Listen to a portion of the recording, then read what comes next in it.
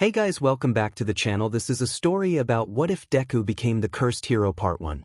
If you guys enjoy this what if and want to see part 2, comment down below and let me know before I start. Please do support for more awesome content and leave a like, and don't forget to subscribe to my channel and also share this video with your friends and check out the description in my playlist. The author of the story Dimerisreal from WhatIf. So let's start the video. Prologue. Cursed. That was ringing in the mind of this young man as he came to see all those intricately designed talismans lined up along the shelves of this dimly lit room, every one of them a masterpiece of ancient calligraphy and mystical symbols made to imprison evil spirits. Cursed to be loved, cursed to amount to nothing, cursed to never love a person who'll truly care for him. His thoughts spiraled into a vortex of despair at the thought of cruel twists of fate that visited him.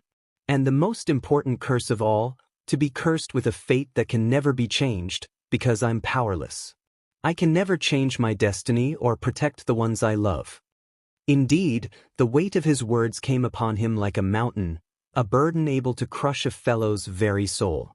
His fingers etched over the intricate patterns set on the parchment talismans, and his brow furrowed into a deep concentration to find solace in those mystic designs. All he could remember was when some unknown man knocked him out, after which he blacked out, only to find himself in this very dark room with a necklace around his neck that his friend had given him before she died. After he had examined the talismans and found them charmed to hold him in, or rather, his overprotectiveness toward his friend into his soul, he turned to sit back down but was met with the sound of a door opening. A man, clad in a black jumpsuit that seemed to hug his athletic physique, stepped into the room. He was bandaged all over his face, covering his eyes, but his snow-white hair shone next to my own raven locks with hints of emerald green. Though his eyes were covered, the power and wisdom in his bearing would have inspired respect and awe in another. He walked gracefully for his slim, muscular build, with each step deliberate and to its purpose. His charisma hit me as he walked closer to me, this strange feeling of familiarity tugging at the edges of my consciousness. His footsteps echoed in the darkness, joining the very soft rustling of his garments. He came to a halt in front of me with controlled, fluid movements. His sightless gaze seemed to burn into my soul as he uttered in a commanding yet gentle tone, "Izuku Yagi, we must talk." The young man named Izuku raised fatigued teal eyes, dark circles etched under them from relentless exhaustion. His eyes met the stranger's obscured face, a mixture of trepidation and curiosity swirling inside him. "My name is Izuku Okkotsu, formerly Izuku Yagi, and this is my curse story, years ago. Age 4. 𝗵𝗃 Hospital, Japan. Okkotsu, don't you think that I might actually have a really cool quirk?" Izuku asked. The round-faced boy's face lit up with excitement.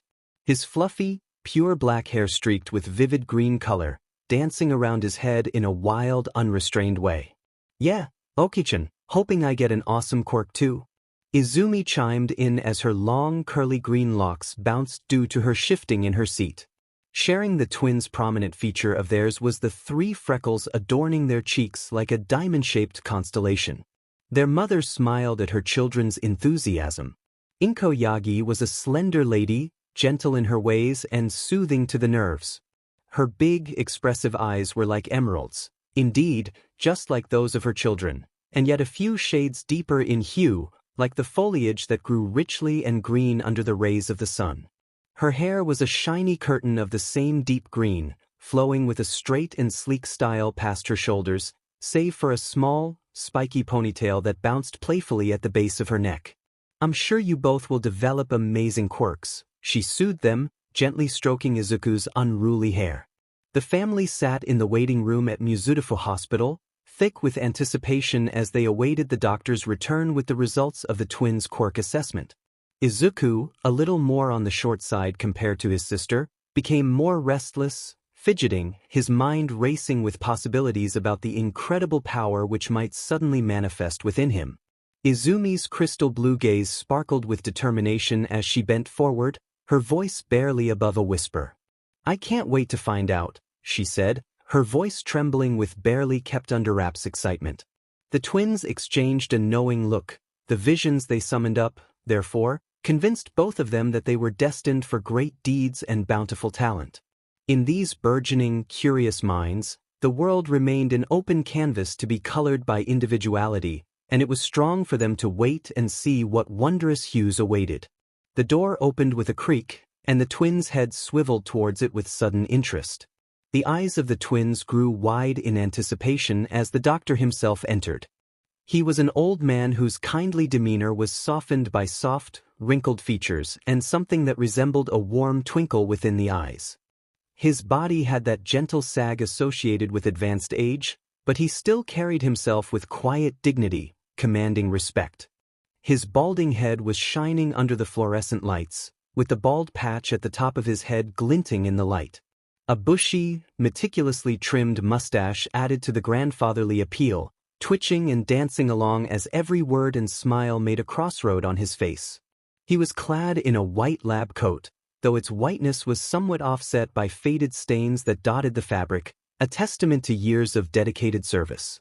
He wore peculiar goggles in the form of gears hanging from his neck, an accessory that spoke to the inventive mind and keen eye for detail possessed by the doctor. His name tag read Dr. 𝗬𝗓𝗧, swaying gently with each measured step into the room. His presence, when he came into the family, was one of calm authority that seemed to fill the space around them. The doctor's eyes crinkled at the corners as he offered a warm smile, putting the anxious twins instantly at ease. "Well, Mrs. Yagi, I have some news regarding the assessment of the kids' quirks," 𝗬𝗓𝗧 started, soft and low, tinged with a little bit of solemnity underneath.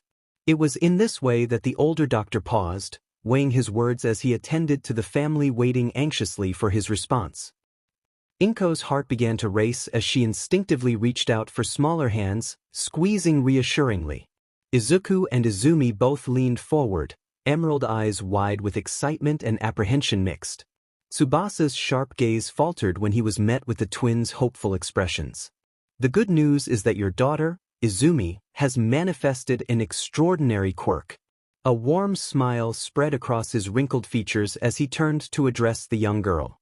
"Izumi, my dear, you possess the unique ability to attract objects with your mind." Izumi's eyes widened, her mouth forming a tiny O of surprise and delight.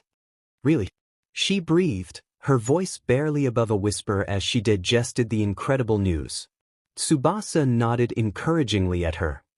"Yes, indeed. If you follow proper training with utmost dedication, then you can truly become a great hero." A beaming smile spread on Izumi's face, her freckles moving animatedly with unrestrained happiness. Inko beamed at her with pride, shining eyes which held unshed tears of happiness for her daughter's extraordinary gift. His expression, however, turned grave, and he shifted focus to Izuku, whose light-colored eyes remained aglow with anticipation. The weight became heavy in 𝗬𝗓𝗧's heart because he knew what difficult truth he had to impart. Quirkless, that word, hung in the air, a smothering weight that crushed Izuku's cherished dreams beneath its oppressive force. Emerald eyes that once burned bright with hope, unfettered and full of wonder, dimmed as the doctor's grim pronouncement sank in. Izuku's mind whirled around, grasping at every fiber of possibility that it was all just a terrible mistake. His mouth opened and closed, but no words came out. The silence was deafening after those devastating words from the doctor. Beside him, Izumi's bright smile wavered as her brow scrunched in confusion over not quite understanding the ramifications of a brother with no quirk. Inko's hand shot towards her mouth, stifling a gasp as her heart throbbed at the angst of a mother within her. His face was a picture of compassion, his eyes sparkling with sincerity in his sadness for the little boy whose dreams he had just destroyed. "Izuku," he started, his voice gentle but solemnly heavy. "I know this is strong to hear. But being quirkless doesn't mean your life is over. There's still so many paths you can follow, many ways you can give back to society." Inside his mind, Izuku now had a tornado of hopes and dreams shattered. He wanted to be like the great heroes, to be able to use extraordinary powers for justice and protection. Now, that possibility seemed to slide between his fingers like sand, leaving him lost at sea. He felt the pricking of tears at the corners of his eyes, but he dug deep and refused to let them drop. He ground the teeth together in an attempt to keep his face straight. "But But I wanted to be a hero, he finally said, his voice shaking with all the broken dreams. Feeling his heart ache for the young lad, Tsubasa gave Izuku reassuring taps on the shoulder. I know, my boy. You're young. There's so much more work that you can do, many careers out there for you to take up. It's not all about heroes. Thank you, Doctor, 𝗵𝗃𝗲 said, her eyes clouded with a mix of sorrow and resignation. Her smile was small, tight-lipped, her gaze never quite ascending to her eyes to show the turmoil within her. Izuku's shoulders sagged, his eyes were nailed to the floor, and only one tear showed down his freckled cheek. His dreams of heroism, rising through the skies and saving lives with incredible powers, crumbled around him like shattered glass. Izumi knit her brows in puzzlement as she looked from her brother to her mother, forlorn. But Okkotsu, what about Izuku? Doesn't he get a quirk too? She asked, very concerned. 𝗵𝗃𝗲's heart pulled at the raw disappointment etched across her son's face. She reached out gently, ruffling his green locks in comfort. Sweetheart, sometimes not everyone gets a quirk. But that doesn't make you any less special or capable of achieving great things. His fists clenched at his sides, the nails digging into his palms as he forced the tears welling up in his eyes to stay put. But I wanted to be a hero, just like All Might, he whispered again, his voice trembling with barely contained emotion. 𝗵𝗃𝗲 hugged Izuku into a warm embrace as she felt the break of her heart for her son whose dreams had been shattered. I know, little hero, she murmured, pressing in a tender embrace to the top of his head. But there are so many ways to be a hero, quirk, or otherwise. You have a kind heart and a brave spirit, and that is the most essential thing a true hero can have. Thank you, Izuku whispered, his voice cracking as hot tears streamed down his freckled cheeks. She stood, gathering her children close, and turned to face the doctor with a resolute nod. Kids, let's go home.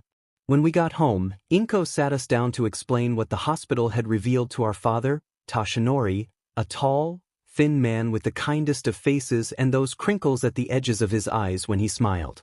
He listened as 𝗵𝗃𝗲 recounted the assessment given by the doctor. 𝗧𝗵𝗃𝗧𝗟𝗔 beamed with pride as he learned about the young girl's telekinetic capabilities. He playfully ruffled the young girl's curly green locks. That's my girl. With a quirk like that and the right training, you'll be an incredible hero one day. Izumi beamed at the praise of her father, but when 𝗧𝗵𝗃𝗧𝗟𝗔's eyes lit on me, his smile didn't reach that far. I could feel the feigned cheer behind it, the undercurrent of pity. Although I was quite perceptive at the time, being quirkless hit me full force in our society. I remember at preschool how the other children would mob Izumi when his abilities first manifested.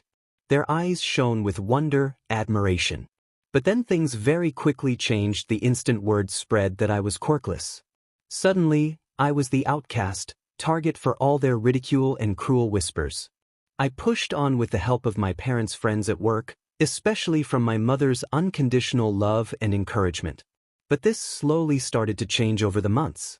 That extraordinary talent which Izumi had for her quirk gradually enthralled even my parents, and their focus started shifting away from me to cultivate her excellent nascent abilities. At first, it was small things, extra training sessions and special outings designed to hone her skills. Gradually, though, it began to manifest in stronger ways. Dinners at the dinner table revolved around Izumi's progress, potential, and bright future lying ahead of her as a hero in training. I was trying not to let it get to me, but it was getting pretty impossible not to feel the isolation. Mom and Dad's faces would light up whenever Izumi did anything telekinetic. By the time their eyes shifted over to me, they were still just sort of dim. My mom, my old champion, seemed to have less and less time for me all the time. Attention now belongs to Izumi's training regime, researching the best methods to nurture her quirk, and planning out the inevitable choosing of some prestigious hero academy. It wasn't intentional negligence, but rather a byproduct of their overwhelming pride and ambition for Izumi's success. She, in their eyes, was ordained for greatness, a hero in the making whose legend would be among stars. I became the afterthought, a shadow in the background, fading into obscurity as the spotlight shone brightly on my sister's extraordinary abilities. Years later, age 6 Mizudafu Park. My days turned into a blur of waking up early, getting ready for school, and suffering through the isolation that came with being quirkless. Izumi had blossomed in her abilities and classmates' regard. In turn, I was met with at best indifference, and at worst, downright distaste. Some days were worse than others. On really bad days, Izumi's friends would crowd around her in a circle as she summoned her telekinesis powers to float some object, which would ostensibly levitate with just the flick of her wrist. And most days, well, I'll show you, Izuku lay crumpled on the grass, a sprawl of bruises and cuts all over his body. Blood oozed from his nose and the corner of his mouth and dropped onto the blades of grass beneath him, painting them crimson. His former friend, Katsuki, now one of the brainwashed followers of Izumi, sneered down at his battered form. "Deku, you useless beefy," Katsuki spat again, his crimson eyes burning with his contempt. "You really think that a quirkless weakling like you can become a hero?" He let out a derisive laugh and his cronies joined in cruel guffaws. Izuku winced, every bark of laughter a stiletto to the heart. He struggled to push himself up, his arms trembling with the effort, but Katsuki planted a foot on his back, holding him to the ground. "Stay down." "Deku," Katsuki growled, his voice laced with poison. "You are nothing but a small rock in the pathway to greatness. People of our kind, gifted with wonderful quirks, will be the heroes. You're right there. Well, you're just a worthless speck clinging on to a dream that will never come true." Standing behind him was his twin sister, Katsumi. She was an identical clone of their mother, Mitsuki Bakugo, with very sharp features and a flaming attitude that gave way to her brother. Her crimson eyes burned like the fires of passion that her brother, as her ash-blonde hair was in a messy ponytail, a few strands loose around her face. To the right of Izumi were the Todoroki twins, Shoto and Shoka. Shoto was well-defined with heterochromatic hair to the extreme, one side a brilliant white and the other a deep crimson. His eyes, one a sharp turquoise and the other a smoldering gray, evaluated Izuku with a mixture of disgust and curiosity. His twin sister, Shoka, had shared the same unique hair and eye colors, but her features were softer and more delicate. Tears pricked at Izuku's eyes as his vision began to blur, fighting against the weight Katsuki was applying with his foot. "I won't give up," he rasped, hoarse from all the beatings. "I'll become a hero, no matter what it takes." Katsuki sneered, his expression twisting into a sadistic grin. "Oh yeah? And how do you plan on doing that, huh? You are about as useful as a pile of trash." He leaned down, his hot breath fanning across Izuku's face. "Face it, Death. You're nothing and you'll never amount to anything." Katsuki then viciously pushed Izuku's face to the dirt and laughed away with the rest of his former friends. The sound echoed in Izuku's ears. He was lying down, hurting in his body, his morale crushed to ashes. "Why me? Why does it have to happen to me?" Izuku whispered, his voice shaking with anguish as he collapsed onto the grass. Tears streamed down his freckled cheeks and mixed with the blood from his nose and the split in his lip as it dripped, giving red trails.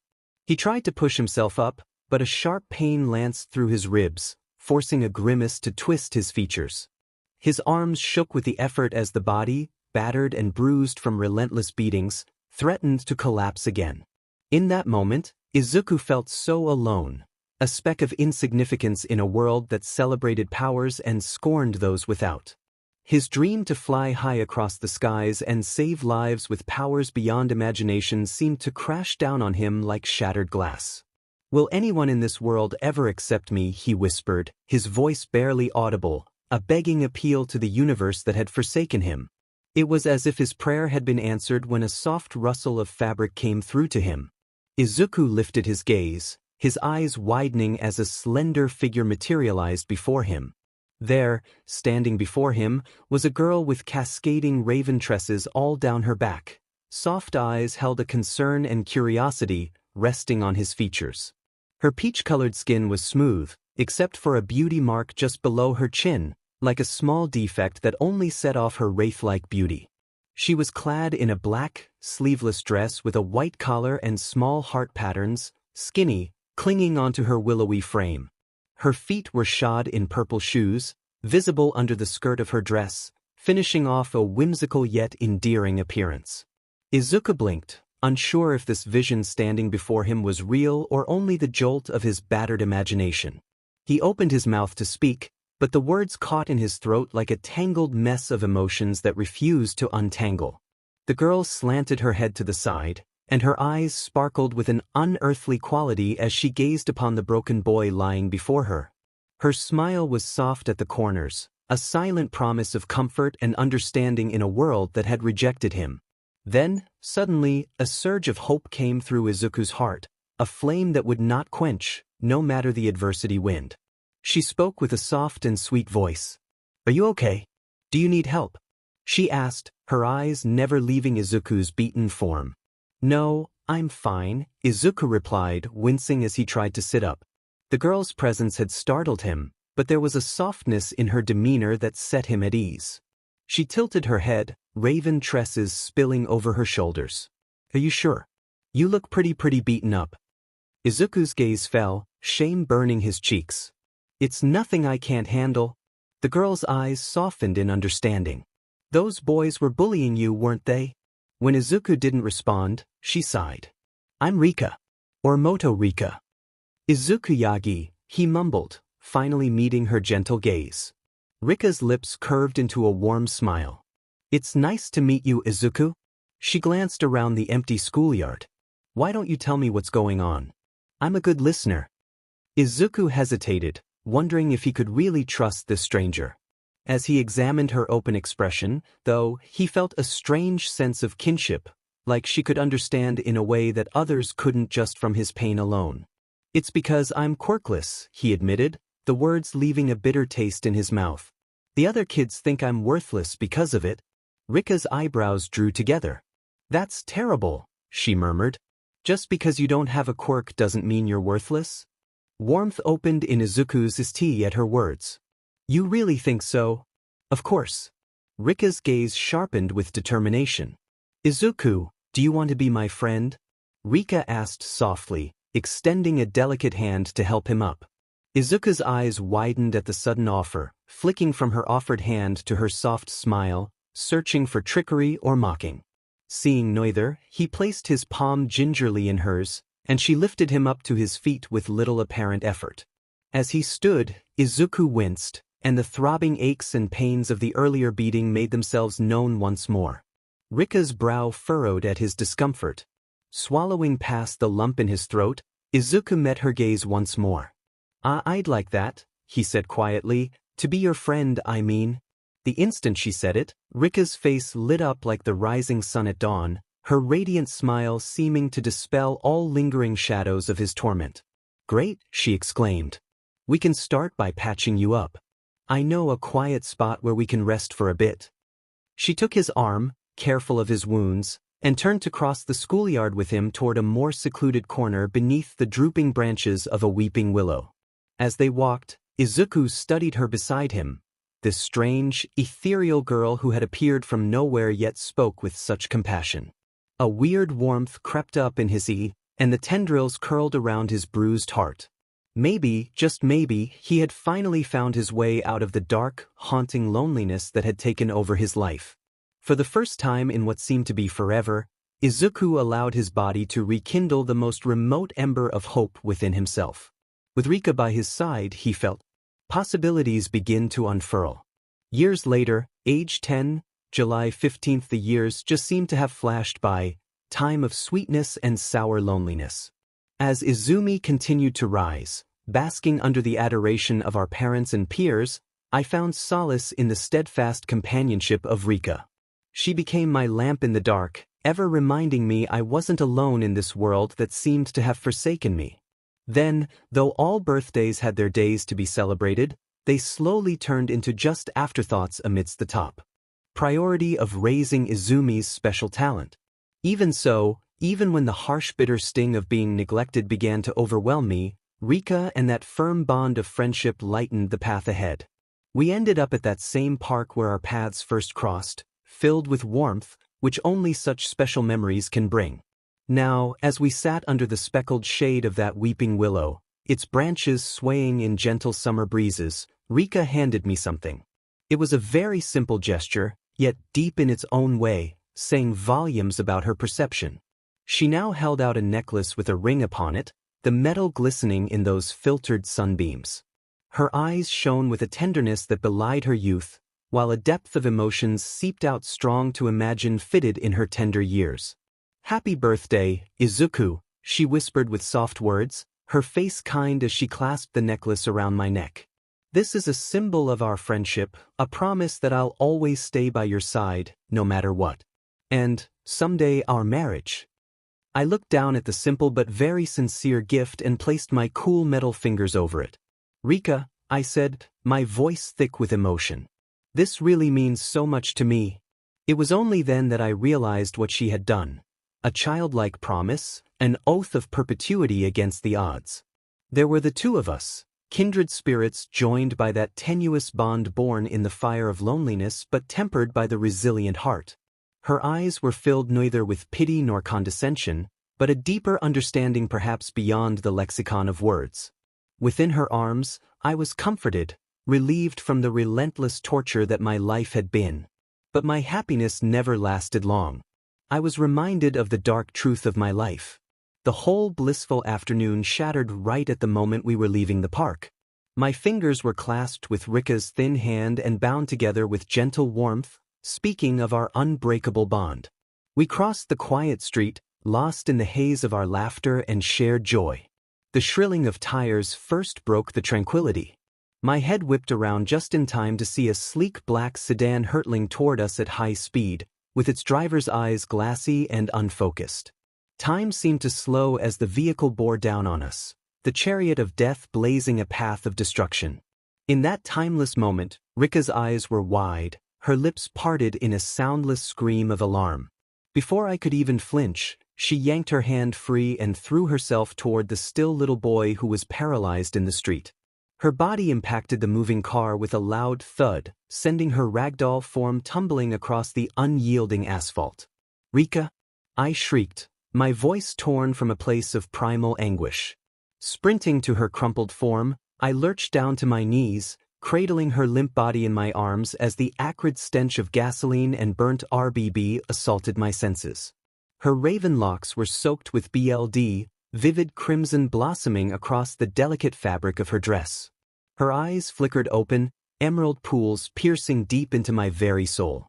"Izuku," she croaked, a rivulet of BLD trickling from the corner of her mouth. With shaking hands, she clutched at the ring necklace, scrubbing scarlet across the metal. "And never forget. I promise." Tears streamed down my freckled cheeks while I clutched her closer. Her warmth was already fading. "Please, don't leave me," I begged, the voice cracking with unbridled sorrow. "I can't lose you too." Rika managed a faintest smile, her radiance dimming with each fleeting second. "You'll never be alone." Her emerald gaze drifted, unseeing, as the last vestiges of life slipped away. I howled in pain, my screams echoing in the empty streets as I clung to her lifeless body. That one light in my world, that one tether holding me to hope, was brutally extinguished. There, at that moment, I felt the last fragments of my battered soul shatter and send me adrift into a sea of darkness and despair.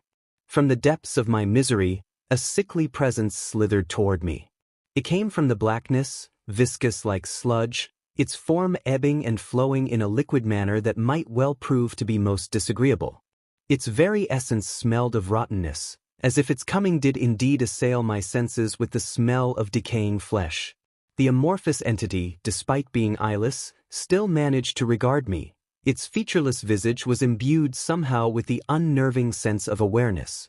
From it emerged a low, rasping voice, and the words it spoke sent chills down my spine. "Izuku, when we grown up, let's be married." Revulsion and terror seized me as the foul creature reached out a ropey tendril that curled around my legs with a cold, clammy embrace. My face contorted into an expression of abject horror, my whole being recoiled from this foul aberration. "It's a promise, Izuku. I don't own JJK and MHA. Previously on Izuku, the cursed hero, Rika?" I shrieked, my voice torn from a place of primal anguish. Sprinting to her crumpled form, I dropped to my knees, cradling her limp body in my arms as the acrid stench of gasoline and burnt RBB assaulted my senses. Her raven locks were soaked with BLD, vivid crimson blossoming across the delicate fabric of her dress. Her eyes flickered open, emerald pools piercing deep into my soul. "Izuku," she croaked, a rivulet of blood trickling from the corner of her mouth. She clutched at the ring necklace with shaking hands, smearing scarlet across the metal. "And never forget our promise." Tears streamed down my freckled cheeks as I clutched her closer. Her warmth was already fading. "Please, don't leave me," I begged, my voice cracking with unbridled sorrow. "I can't lose you too." Rika managed the faintest smile, her radiance dimming with each fleeting second. "You'll never be alone." Her emerald gaze drifted, unseeing, as the last vestiges of life slipped away. I howled in pain, my screams echoing in the empty streets as I clung to her lifeless body. The one light in my world, the tether holding me to hope, was brutally extinguished. At that moment, I felt the last fragments of my battered soul shatter, sending me adrift into a sea of darkness and despair. From the depths of my misery, a sickly presence slithered toward me. It emerged from the blackness, viscous like sludge, its form ebbing and flowing in a liquid manner that was deeply unsettling. Its essence smelled of decay as if it carried the stench of rotting flesh. The amorphous entity, despite being eyeless, seemed to regard me, its featureless visage imbued with an unnerving sense of awareness. From it emerged a low, rasping voice, and the words it spoke sent chills down my spine. "Izuku 𝗵𝗃 be married." Revulsion and terror seized me as the foul creature reached out a ropey tendril that curled around my legs with a cold, clammy embrace. My face contorted in horror, my whole being recoiled from this grotesque aberration. "It's a promise, Izuku." Years later. Age 16. July 15th, a week before. It has been 6 long years since Rika died and transformed into a cursed spirit. I can vividly recall the day of her funeral. Despite my tears, my face remained stoic and emotionless throughout the entire service. I had reached a point where I no longer cared about what was happening around me. Izumi and her friends had already made it clear where I stood in this unjust world of ours. "Aldera Junior High. Hey, third years," the teacher called out to his students. "It's that time when you should start thinking about what you want to do with your future," he said, walking back and forth in the classroom. "I have these career forms for all of you, but," he paused, a glint of amusement in his eyes, "I know you all have big dreams of becoming heroes." Then he playfully tossed the forms into the air. The classroom was filled with a resounding "yet" as the majority of the students eagerly showed their agreement, each with their unique quirks. However, a small group of 5 individuals remained noticeably silent, their expressions conveying a feeling of indifference or perhaps even arrogance, setting them apart from the collective enthusiasm of their peers. With their useless quirks, they should consider themselves lucky just to be sidekicks. The 16-year-old Katsuki Bakugo, amid his arrogant rant, was interrupted by a fellow student. "Quit being so full of yourself, Katsuki," the student exclaimed. "Shut it, extras should know their place." Katsuki retorted, wearing a smug expression with tiny sparks of explosions in his eyes. "Ah, Bakugo," the teacher exclaimed, casting his eyes across the classroom before singling out a group of students. "I've heard that you, Katsumi, the Todoroki twins, and Izumi are all gunning for UA High School."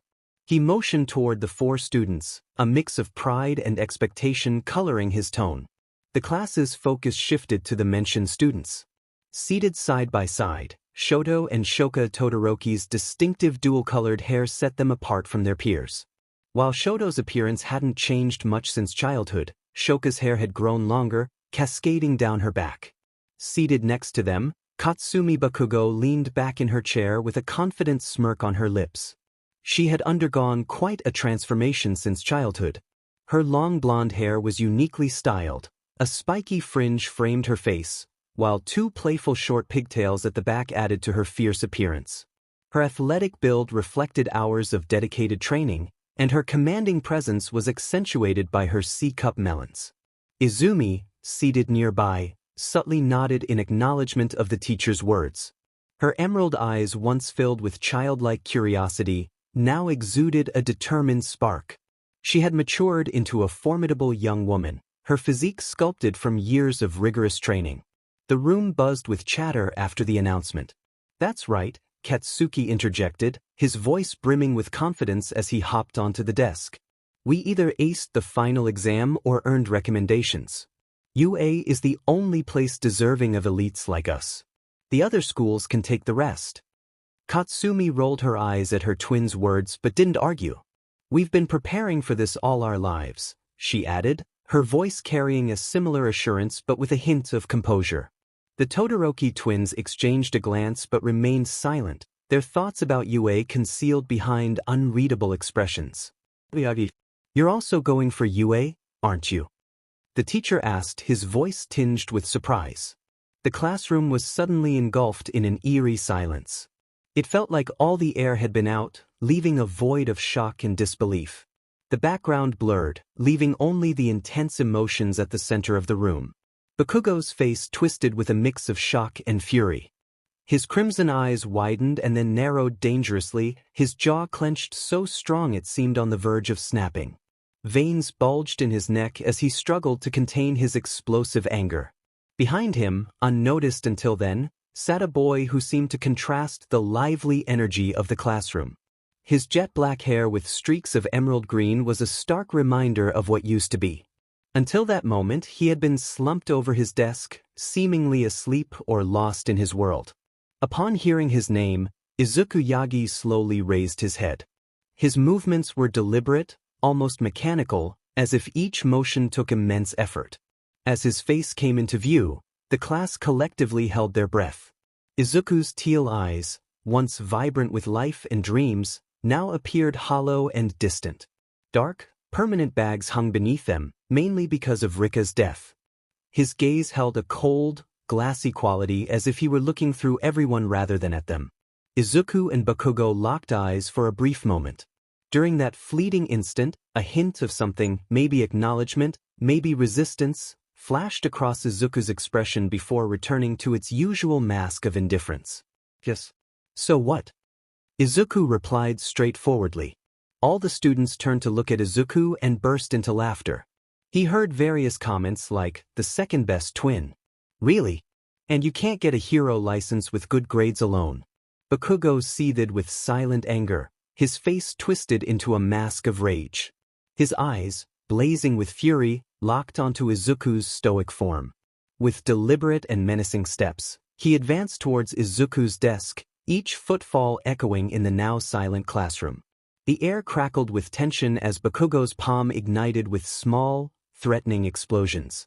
The sharp scent of nitroglycerin hung in the air, a strong reminder of the unpredictable ability at his disposal. Suddenly, he forcefully set his explosive hand down on Izuku's desk, sending a tremor through the room. The sudden loud noise caused several students to flinch, but Izuku remained unfazed.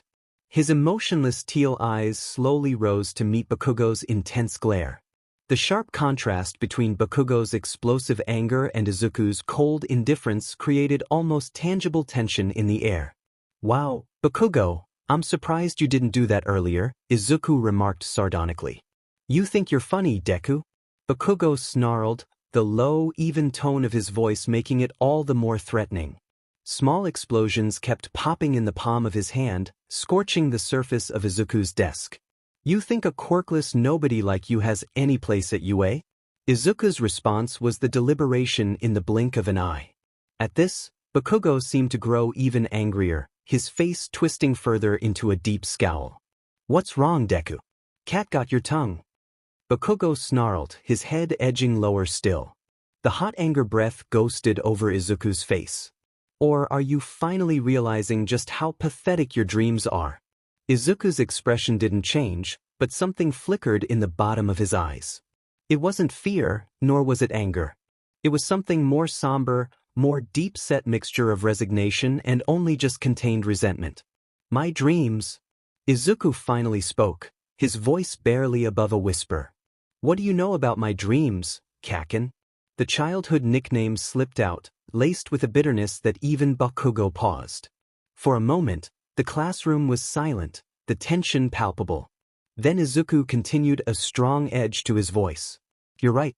I am quirkless. But that doesn't mean I can't try. It doesn't mean I can't fight." There was a tight clenching of 𝗵𝗃𝗀𝗧𝗏's free hand, with knuckles white from the strain. His entire body shook and quivered with barely restrained anger, a volcano on the verge of bursting its top. "You dare!" he growled with a quavering voice. 𝗵𝗃𝗀𝗧𝗏's arms surged forward, unleashing a torrent of explosions from his palm.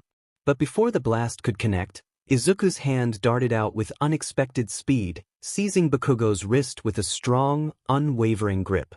In one fluid motion, Izuku twisted, using 𝗵𝗃𝗀𝗧𝗏's momentum against him. The blonde's eyes widened in shock as he felt his feet leave the ground. With a resounding thud, 𝗵𝗃𝗀𝗧𝗏's back slammed onto Izuku's desk, the impact knocking the wind from his lungs. Izuku maintained his hold, twisting 𝗵𝗃𝗀𝗧𝗏's arm into a painful lock. "See, Kaken," he said, his voice low and cold. A bitter smirk played at the corners of his mouth, a far cry from the timid smiles of their childhood. "This is what I meant by fighting." 𝗵𝗃𝗀𝗧𝗏's face contorted, a mix of pain, shock, and unbridled fury. His crimson eyes burned with a rage that seemed to set the very air around them ablaze. He struggled against Izuku's grip, small explosions popping futilely from his trapped palm. 𝗬𝗍𝗧𝗟𝗑. 𝗵𝗃𝗀𝗧𝗏 snarled through gritted teeth, his face contorted with a mixture of pain and fury. His red eyes blazed with an intensity that could melt steel, but beneath the anger, there was a flicker of disbelief. "How dare you? When did you?" he stammered, struggling to comprehend how the tables had turned so dramatically. Izuku's grip remained firm, his teal eyes cold and unforgiving. "I wouldn't do that if I were you," he warned, his voice low and steady. "I could dislocate your arm right now." The class watched in stunned silence, the air thick with tension. The seemingly impossible had happened. The quirkless Deku had overpowered one of the explosive prodigies. Even Katsumi, usually quick to jump to her twin's defense, stood frozen, her eyes wide with shock. 𝗵𝗃𝗀𝗧𝗏's muscles tensed as he fought against Izuku's hold, small explosions crackling ineffectively from his trapped palm. Each pop and sizzle only seemed to emphasize his powerlessness in this situation. "Let me go," 𝗵𝗃𝗀𝗧𝗏 growled, each word dripping with venom. His free hand twitched, itching to unleash an explosion, but the awkward angle of his position left him at a disadvantage. Izuku leaned in closer, his breath ghosting over 𝗵𝗃𝗀𝗧𝗏's ear. "Not so fun being on the other side, is it, Kaken?" he whispered, the childhood nickname now a mockery of their shared past. For a moment, something flickered in 𝗵𝗃𝗀𝗧𝗏's eyes, a hint of recognition, perhaps even a touch of fear. But it was quickly consumed by the inferno of his rage. "I'll kill you for this, Deku," he spat, renewing his struggles. Izuku's grip tightened fractionally, eliciting a barely suppressed wince from 𝗵𝗃𝗀𝗧𝗏. "You've been trying to do that for years," Izuku replied, his voice eerily calm. "How's that working out for you?" The teacher, finally managing to speak, suddenly stood up.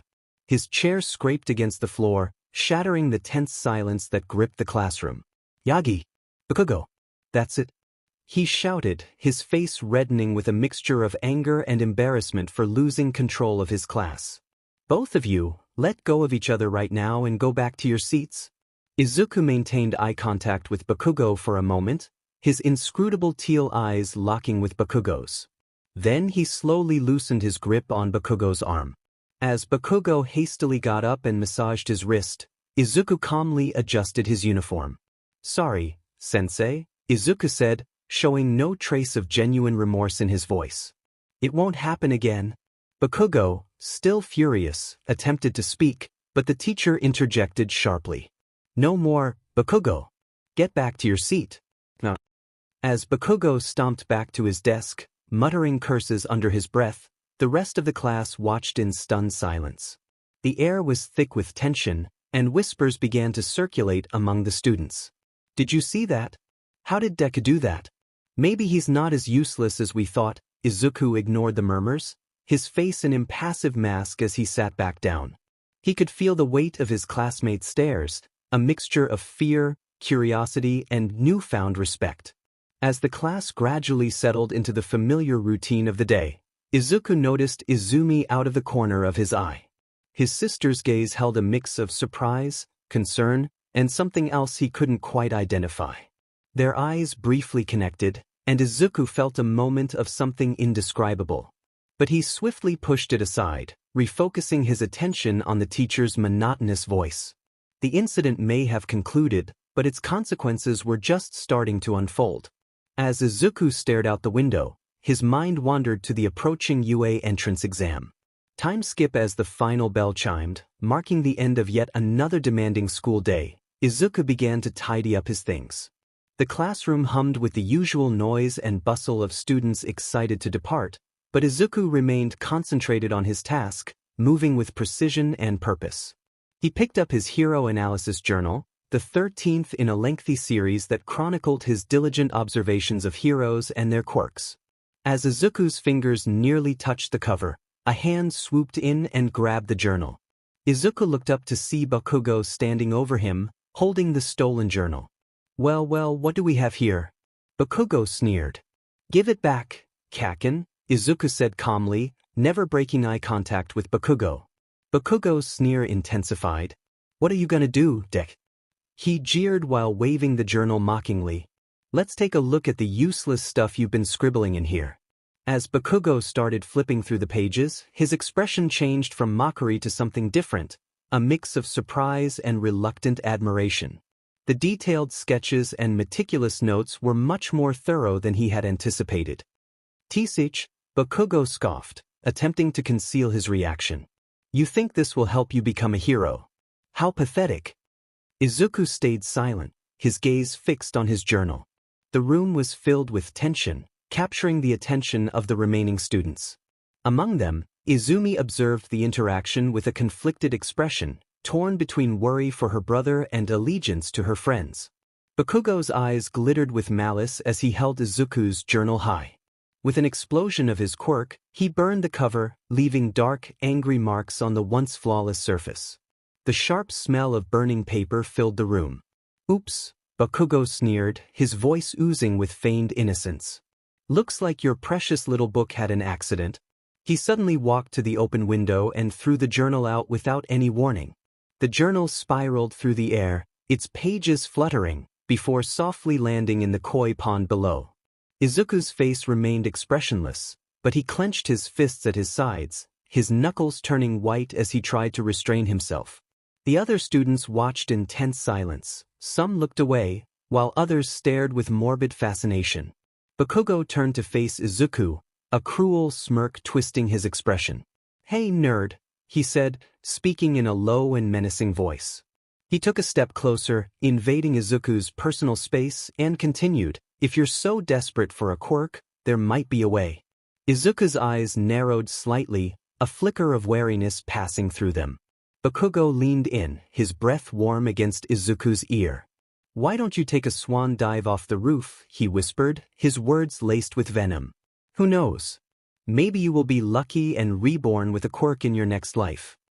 A collective gasp echoed through the remaining students. Even Bakugo's usual supporters appeared uneasy at the gravity of his words. Izuku stood motionless, his face an unreadable mask. For a brief moment, the air between them crackled with tension. Then, slowly, deliberately, Izuku turned his head to meet Bakugo's gaze. His teal eyes, usually dull and lifeless, now burned with an intensity that made Bakugo take an involuntary step back. Is that what you want, Kaken? Izuku asked, his voice unnervingly calm. For me to disappear? Bakugo's bravado faltered for a split second before he recovered, forcing out a harsh laugh. Whatever, that. Just stay out of my way. After storming out of the room, Bakugo shouldered past the other students roughly. Once he was out of sight, Izuku's composure began to crumble. His shoulders started to tremble, a mix of pent-up anger and deep-seated sadness coursing through his body. He clenched his fists tightly, his knuckles turning white as he tried to contain the storm of emotions threatening to break free. Izuku muttered 𝗵𝗃 under his breath, the words laden with years of torment and frustration. He closed his eyes, took a deep breath, and steadied himself. As he opened his eyes, he saw his reflection in the classroom window. The person staring back at him seemed like a stranger, tired, with hollow eyes, as if carrying the weight of the world on his shoulders. For a moment, Bakugo's harsh words replayed in his mind, and he briefly felt the urge to look down at the ground below. As Izuku shook his head to clear his thoughts, he noticed his notebook floating in the koi pond. Seeing his strong work in the water stirred a mix of determination and defiance within him. With a deep sigh, he gathered his remaining belongings and made his way to the door. Pausing at the threshold, his hand resting on the doorframe, he looked back at the now empty classroom, a bittersweet smile playing at the corners of his mouth. "I'm not giving up," he whispered to the empty room, his voice growing more determined with each word. "Not now, not ever." With that, Izuku strode into the hallway, his footsteps reverberating in the silent corridor. He had a drenched notebook to retrieve and a dream to pursue, no matter what anyone else thought. Time skip Izuku lay on his bed, staring at the ceiling, his mind a whirlwind of thoughts and emotions. The faint sound of voices drifting up from downstairs caught his attention. Curiosity piqued, he quietly slipped off his bed and crept towards the stairs, his movements careful and practiced from years of trying to avoid notice. As he reached the top of the stairs, he peered down, his teal eyes widening in surprise. There, standing in the living room, were All Might and Lady Magnet, his parents, in their hero forms. The sight of them, so powerful and larger than life, made his heart clench with a mixture of awe and bitterness. "Mom and Dad are pro-heroes?" Izumi's excited voice rang out, causing Izuku to flinch involuntarily. He'd always had his suspicions, but hearing it confirmed was another matter entirely. It felt like another secret kept from him, another way he'd been left out. All Might's booming laughter filled the room, a sound that once filled Izuku with hope but now left a hollow feeling in his isi. "Indeed, young Izumi," the hero's voice resonated through the house. "And we have an important matter to discuss with you." Izuku leaned in closer, his curiosity overriding his usual caution.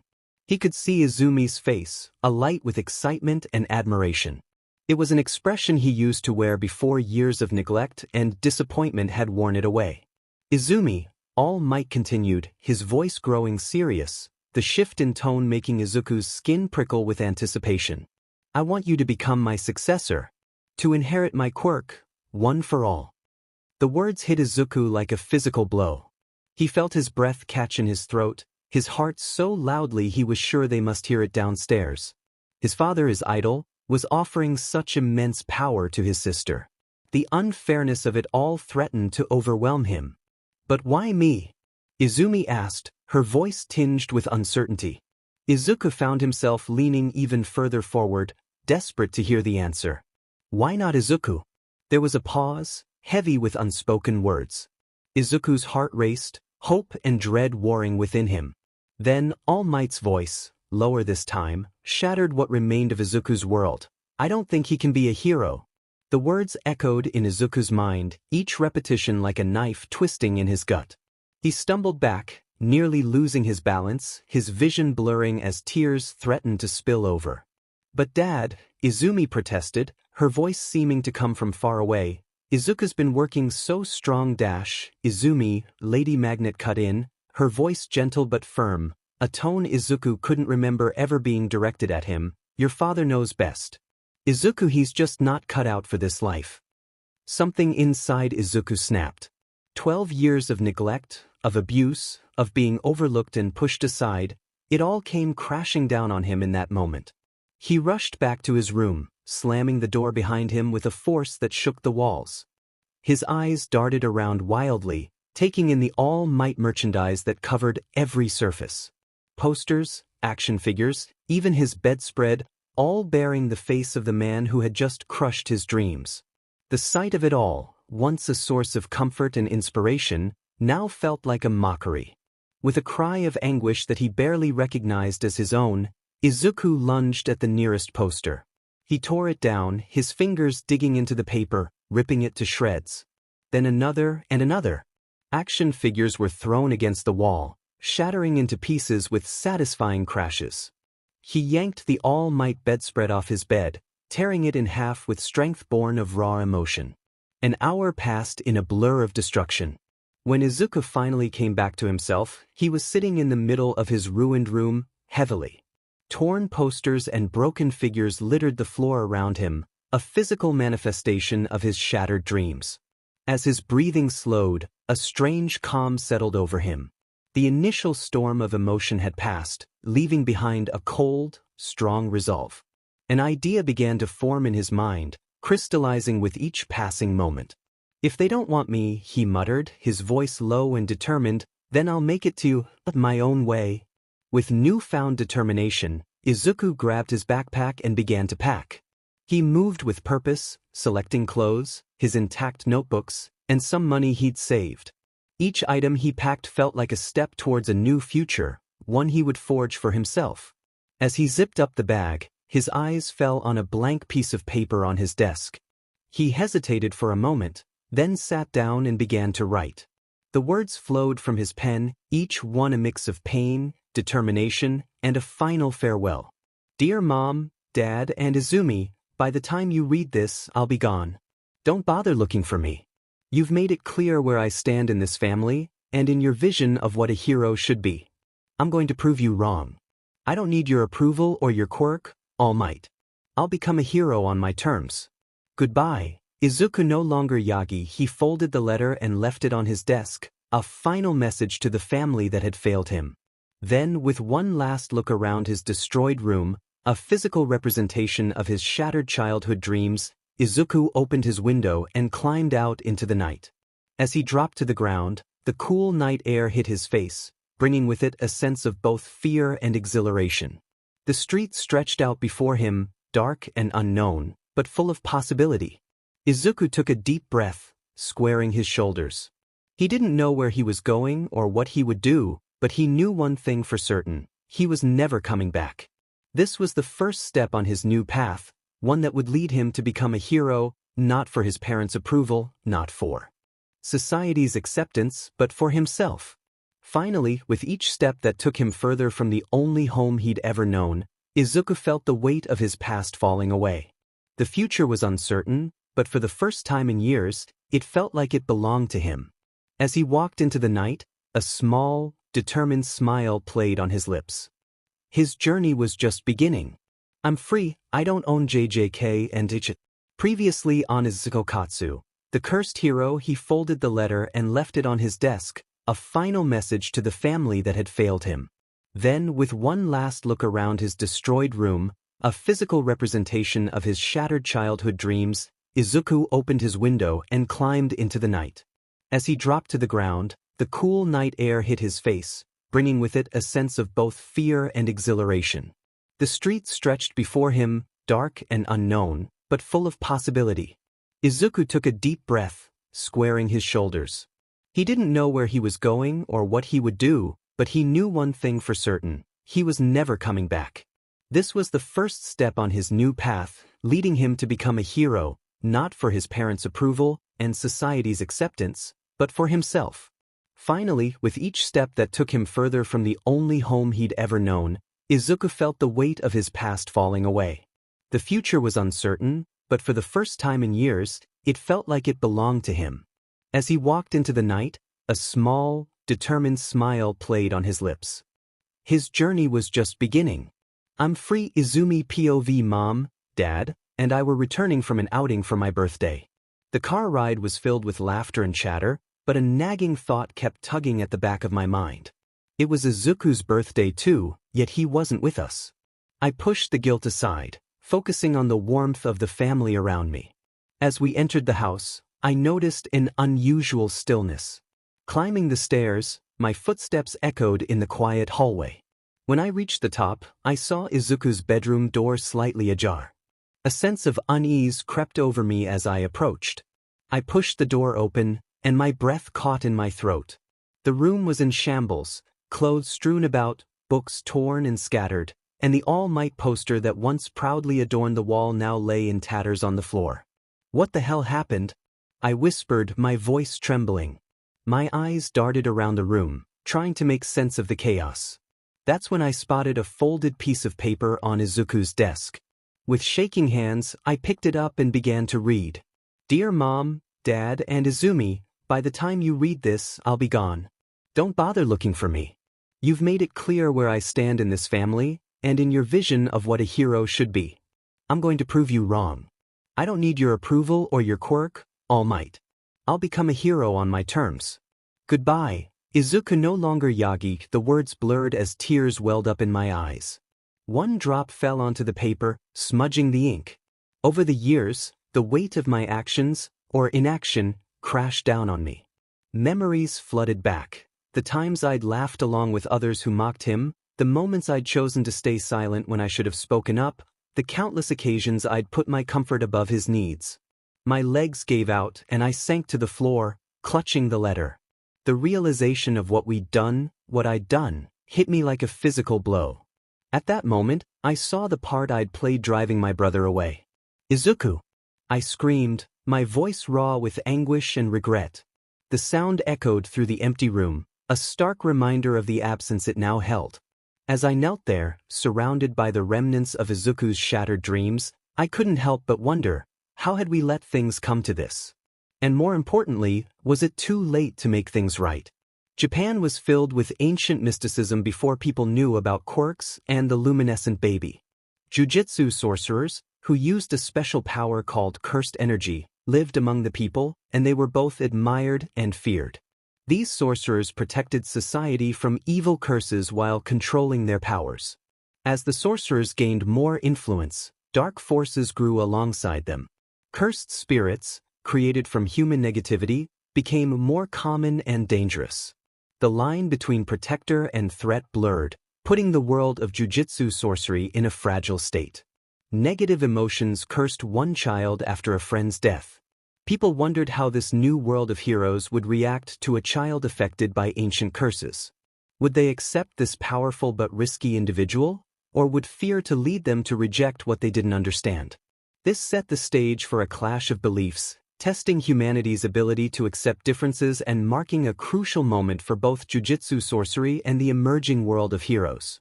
A couple of minutes earlier, the doorbell rang at the Yagi house, breaking the quiet evening.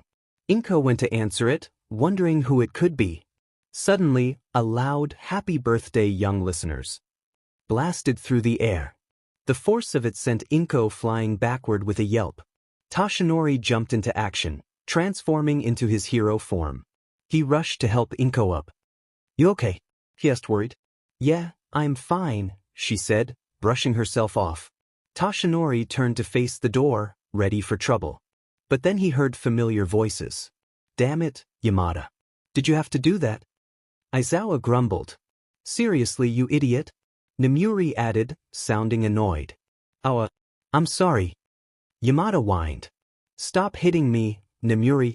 As the dust settled, Toshinori saw his friends in the doorway. Aizawa looked grumpy as usual, Nomiuri was tapping her foot, and Yamada had two big bumps on his head. They were all dressed casually, a weird sight for pro heroes. Aizawa in a black t-shirt, Nomiuri in a stylish outfit, and Yamada in a loud Hawaiian shirt. Toshinori laughed, then coughed up some BLD. "What brings you guys here?" he asked, wiping his mouth. Aizawa's hair started floating, his eyes glowing red. He glared at Yamada. "We're here for the twins' birthday," he growled. "Though I'm starting to regret it." Nomiuri rolled her eyes. "Come on, Shota. Lighten up." Toshinori chuckled. "Well, this is a surprise. Maybe knock next time, Hisashi." Yamada rubbed his neck sheepishly. "Yeah, sorry about that. Got carried away." Inko invited them in, mentioning how happy Izumi would be to see them. Her smile faded a bit when she added, "And Izuku." The mood shifted at Izuku's name. The heroes shared a look, sensing something was off. "Speaking of, where's 𝗧𝗓𝗏?" Yamada started but was cut off by a scream from upstairs. "Who?" They all froze and then rushed up the stairs. Aizawa led the way, pushing open Izuku's bedroom door. The room was a mess, like a tornado had hit it. In the middle of it all was Izumi, crying her eyes out. Inko ran to her daughter, hugging her tight. "What's wrong, sweetie?" Izumi looked up, her face a mess of tears and guilt. "Ichi's gone," she sobbed. "Izuku's gone." Aizawa felt his stomach drop. He gently picked up Izumi, who buried her face in his "Uncle Aizawa," she whimpered, "It's my fault. He ran away because of me." Aizawa noticed a crumpled paper in Izumi's hand. He carefully took it and read it, his anger growing with each word. Without a word, he handed the letter to Yamada and marched up to Toshinori. In one swift move, he punched him in the jaw. Toshinori stumbled back, shocked. Aizawa's capture weapon wrapped around him, yanking him close. I knew something was wrong, Aizawa hissed. I should have pushed harder when Izuku started talking like this. The kid wanted to keep it secret, but I should have known better. He tightened his grip, his voice now barely a whisper.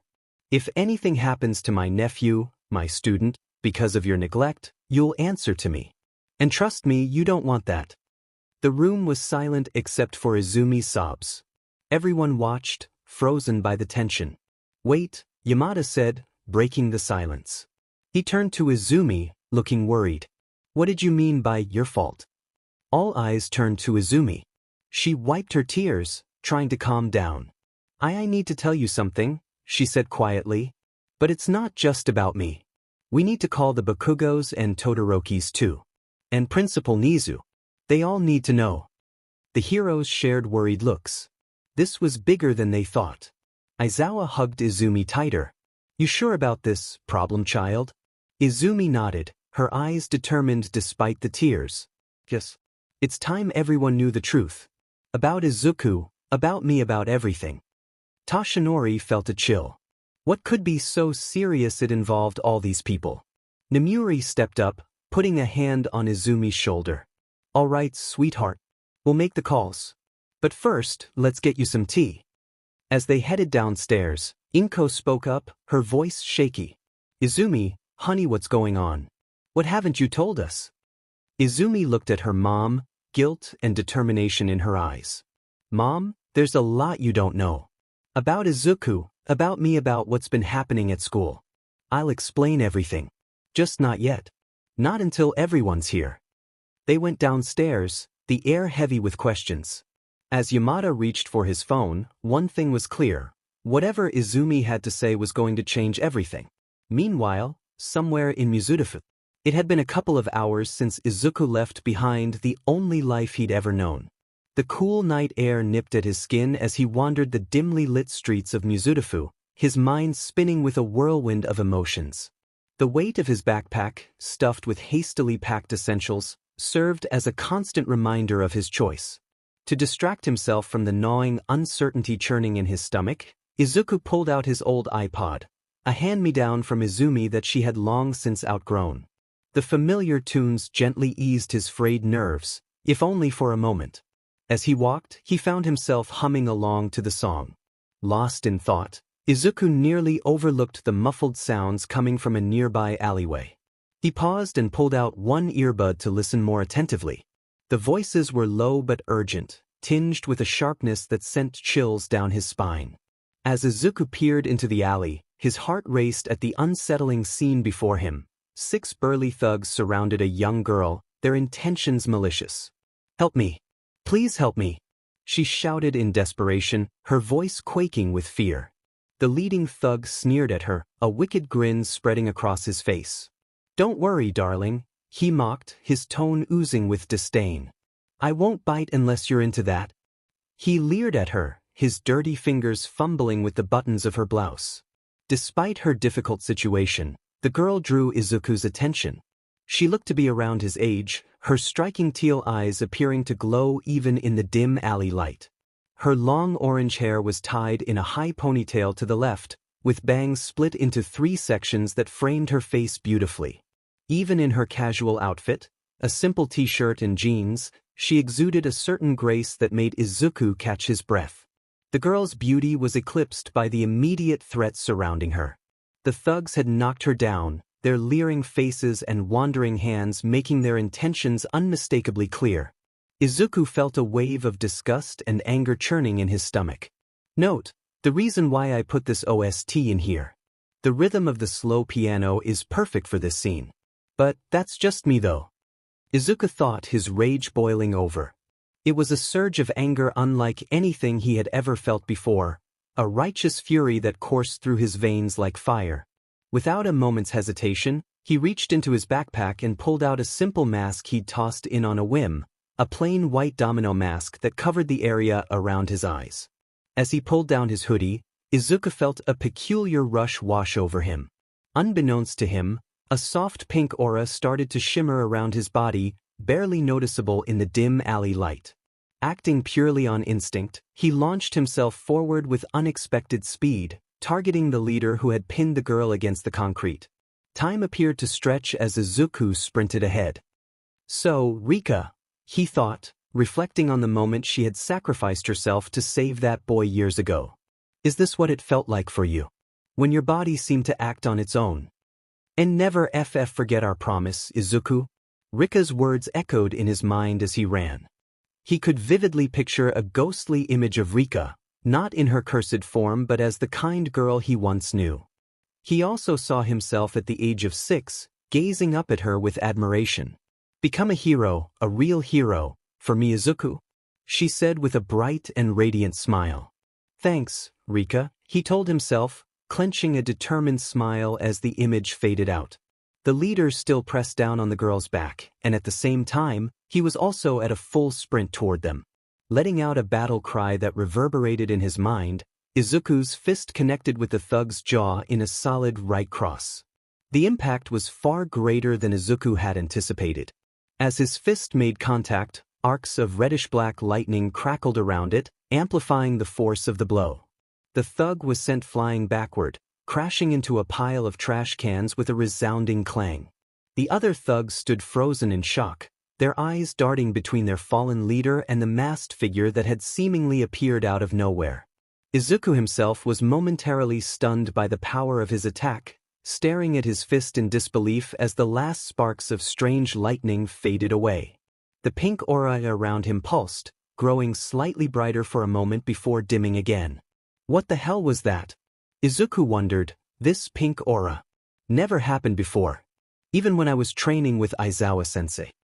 Who the hell? Wailed one of the thugs. Get that, brats. The other thugs, face twisted in a brutal parody of rage and confusion, surged towards Izuku. His heart hammered a frantic rhythm against his ribs, but a strange, cold calm settled over him, the echo of countless hero training sessions. He breathed deeply, centering himself. The lead thug, a mountain of muscle, launched himself forward, a meaty fist aiming for Izuku's temple. Time compressed, then fractured. Izuku's instincts, honed by years of observation and desperate practice, took over. He didn't merely sidestep the punch, he slithered past it, the wind of the near-miss whistling past his ear. With a speed that belied his slight frame, he seized the thug's outstretched arm, twisting it with brutal efficiency. The thug's momentum, amplified by Izuku's precise counterforce, sent him sprawling, taking down 2 others in a chaotic heap. The alley, a narrow cage of shadows, became both a prison and a weapon. It funneled his attackers, forcing them to engage him 1 or 2 at a time. His eyes, sharp and calculating, scanned the grim landscape. A discarded metal pipe, gleaming faintly in the dim light, became an extension of his will. He snatched it up, the cold steel a reassuring weight in his hand. 2 more thugs charged, a blur of fists and fury. One swung wildly. Izuku ducked low, the blow whistling harmlessly over his head. The other's attack, a vicious overhand right, was met with the pipe, a jarring clang echoing in the confined space. The impact sent tremors up his arm, but he didn't flinch. He followed through, using the pipe's momentum to deliver a brutal knee strike that buckled the first thug's leg, sending him crashing to the ground with a scream. Before the second thug could recover, Izuku lashed out with the pipe, a precise jab to the solar plexus that stole the air from his lungs, leaving him doubled over, gasping for breath. Izuku didn't pause, his movements were fluid and economical, a deadly dance of survival. Who's next? Izuku asked, his voice steady despite the adrenaline coursing through his veins. The thugs exchanged wary glances, their confidence shaken by the unexpected resistance from this masked stranger. The 2 thugs Izuku had knocked down earlier struggled to their feet, groaning and rubbing their sore spots. The leader, nursing his jaw where Izuku's punch had landed, stepped forward with a menacing glare. That hurt, you little brat, he snarled, his smirk turning into a grimace of pain and anger. You're dead now. As if on cue, All 6 thugs began to close in on Izuku, forming a tight circle around him. Their eyes gleamed with malice in the dim light of the alley, reminding Izuku of a pack of hungry wolves circling their prey. Izuku's mind raced, assessing the situation. He was outnumbered and cornered, but strangely, he felt a sense of calm washing over him. The pink aura around him pulsed gently, almost reassuringly. 6 on 1? Izuku mused, his voice taking on an eerily calm tone that even he didn't recognize. The thugs, focused on their impending revenge, failed to notice the subtle shift in Izuku's demeanor. At that moment, Izuku felt a strange urge. He turned slightly as if addressing an invisible audience beyond the alley walls. Breaking the 4th wall, he spoke with an unexpected hint of humor in his voice. "Hey, you guys," he said, a small smile playing on his lips beneath the mask. "Ever seen 𝗵𝗃? Well, check this out." Without waiting for a response, Izuku shifted his stance. His feet moved into position, one slightly forward, his weight balanced perfectly. His hands came up, open and relaxed, in a classic Wing Chun guard position. The thugs paused, momentarily thrown off by Izuku's strange behavior and unfamiliar stance. This hesitation was all Izuku needed. As the first thug lunged forward, Izuku's hands blurred into motion, deflecting the attack with a swift 𝗵𝗃𝗧𝗏 before countering with a rapid-fire series of chain punches to the man's 𝗧𝗏 and then finished the combo with a roundhouse kick to the face, knocking him out. Izuku got back into his stance, his breath coming in short, controlled bursts. The adrenaline coursing through his veins sharpened his senses, making him acutely aware of every movement around him. As he prepared for the next attack, a flicker of motion caught his eye. Behind the lead thug, a familiar flash of orange hair streaked through the air. It was the girl he'd come to save, her teal eyes blazing with determination. In a stunning display of agility, she vaulted over the lead thug's broad shoulders, using him as a springboard to launch herself towards a threat Izuku hadn't even noticed. Time seemed to slow as Izuku watched her sail through the air, her body twisting gracefully. Her leg extended in a perfect arc, connecting solidly with the face of a thug who had been sneaking up behind Izuku.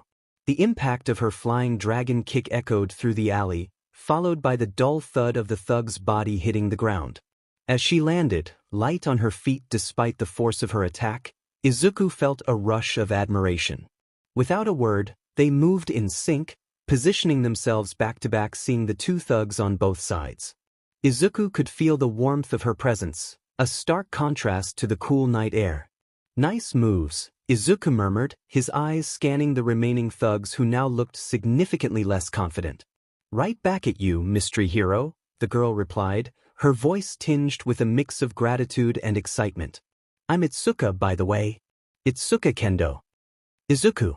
Nice to meet you, 𝗧𝗃𝗃," Izuku said, a small smile playing on his lips beneath his mask. "Ready to finish this?" "Yeah, but the lead thug is mine," 𝗧𝗃𝗃 replied, her eyes narrowing towards the burly man who had caused her so much distress. There was a fire in her teal eyes that Izuku couldn't help but admire. With that declaration, the 2 of them moved in perfect synergy, as if they had been training together for years. Izuku ducked under a wild haymaker, feeling the whoosh of air above his head. On the other side, 𝗧𝗃𝗃 gracefully sidestepped a clumsy kick.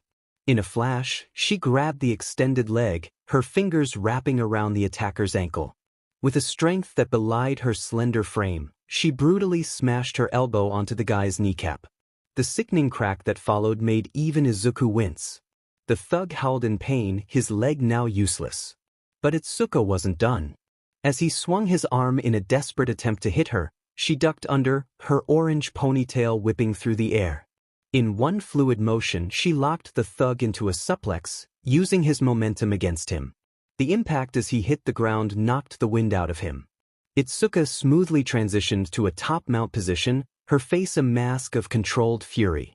She rained down a few vicious strikes, her fists connecting with precision. The thug's attempts to block became weaker with each hit. Finally, 𝗧𝗃𝗃 raised her elbow high and brought it down in a devastating ground elbow smash. The thug's head snapped back, and he went limp, knocked out cold. Meanwhile, Izuku was dealing with his opponent. He clapped his hand against the thug's throat, causing the man to gasp and stumble back. Seizing the opportunity, Izuku stances, his footwork impeccable as he transitioned into a boxing combination. Left jab, right cross, left hook, each punch landed with increasing force, driving the thug back. The thug, dazed but still standing, didn't see the spinning back kick coming. Izuku's foot connected solidly with the man's solar plexus, sending him flying. He crashed into the alley wall with a dull thud, sliding down to the ground in a heap. But the fight wasn't over. The last thug, seeing his companions fall, charged at Izuku from behind with a roar of rage. Izuku spun around his fist already in motion. As it connected with the thug's jaw, that strange reddish-black lightning crackled around his hand once more. The impact was tremendous, lifting the thug off his feet and sending him soaring through the air before crashing into a pile of garbage bags. Just as Izuku thought it was over, movement caught his eye. The lead thug, bruised and battered, had pulled out a gun. His hand shaking with pain and anger, he aimed it at 𝗧𝗵𝗃, who was still catching her breath after her last fight. Time seemed to slow down. Izuku's eyes darted around, looking for anything he could use. He spotted a metal pipe lying nearby, knocked loose during the scuffle. Without hesitation, he scooped it up and hurled it with all his might. The pipe whistled through the air, spinning end over end. It struck the thug's gun arm with pinpoint accuracy, eliciting a cry of pain as the weapon clattered to the ground.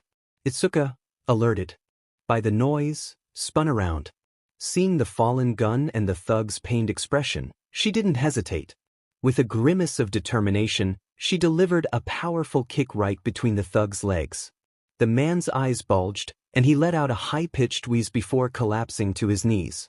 𝗧𝗍𝗃 stood over him, her cheek heaving with exertion but her eyes still blazing with righteous anger.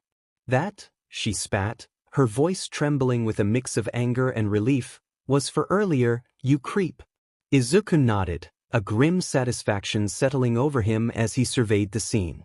The alley was littered with groaning bodies and scattered debris, a testament to the fierce battle that had just taken place.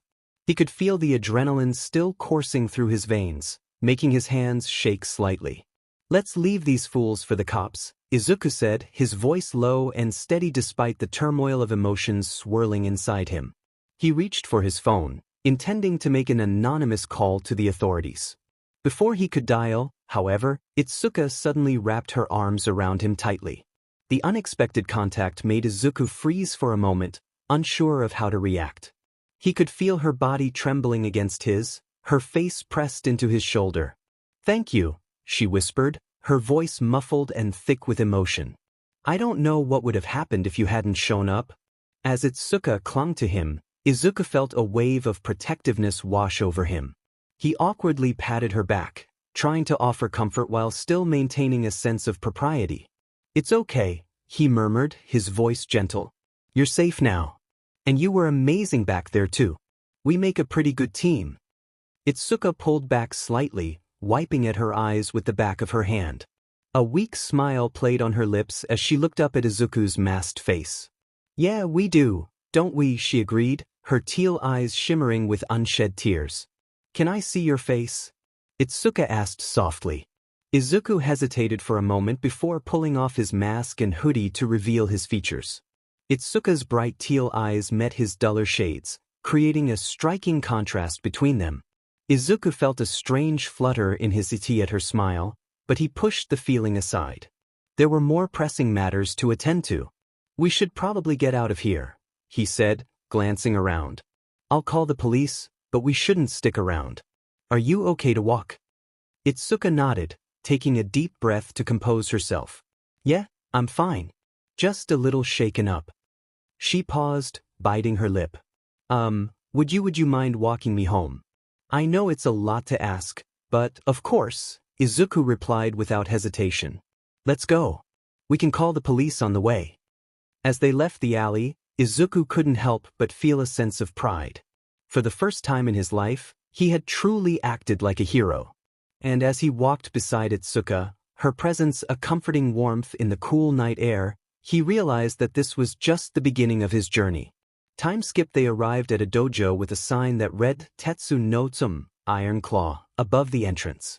Izuku couldn't help but smile at the sight of the traditional-looking building, its warm lights spilling out onto the street. "So this is your home," he said, admiring the well-maintained exterior. "Yep," Itsuka chirped, a hint of pride in her voice. She approached the door and knocked lightly. "Okasan. Otosan. I'm home." The door slid open quickly, revealing an athletic woman with fiery red hair tied back in a messy ponytail and piercing green eyes. She wore a red Hanton jacket over white sweatpants, looking ready for action even at this late hour. "There you are, she exclaimed, pulling Itsuka into a bear hug. "I was about to send out a search party." Itsuka squirmed out of the hug, rolling her eyes. "I'm fine. Oh, and I brought someone with me." Itsuka's mom finally noticed Izuku, who was awkwardly shifting from foot to foot. He bowed deeply, feeling like he was under a microscope. "Hideo," she called over her shoulder, excitement creeping into her voice. "Our little Itsuka brought a boy home." She turned back to Izuku, her eyes twinkling. "What's your name, kiddo?" "Izuku, ma'am," he replied, still bowing. "Oh, none of that formal stuff. Call me Akane," she said, gently nudging him to stand up straight. She was giving him a once-over like she was trying to figure him out. Just then, heavy footsteps approached from inside. A mountain of a man appeared in the doorway. He had Itsuka's orange hair, but his kind brown eyes seemed out of place on such an intimidating figure. "This is my husband, Hideo," Akane said, sounding pretty proud. Hideo moved forward with surprising grace for such a big guy. He looked from Itsuka to Izuku, his eyebrows raised. "So," he rumbled, his voice deep as thunder, "what brings you to our doorstep at this hour, young man?" Izuku took a deep breath and started explaining what happened. As he talked about the thugs in the alley and how he and Itsuka fought them off, the atmosphere got tense. Hideo listened with his arms crossed, looking both worried and proud. Itsuka stood tall next to Izuku, nodding along to confirm his story. Akane's mood did a complete 180. Her earlier warmth vanished, replaced by a quiet fury. Her red hair started floating like it had a mind of its own. A red aura shimmered around her, making the air waver.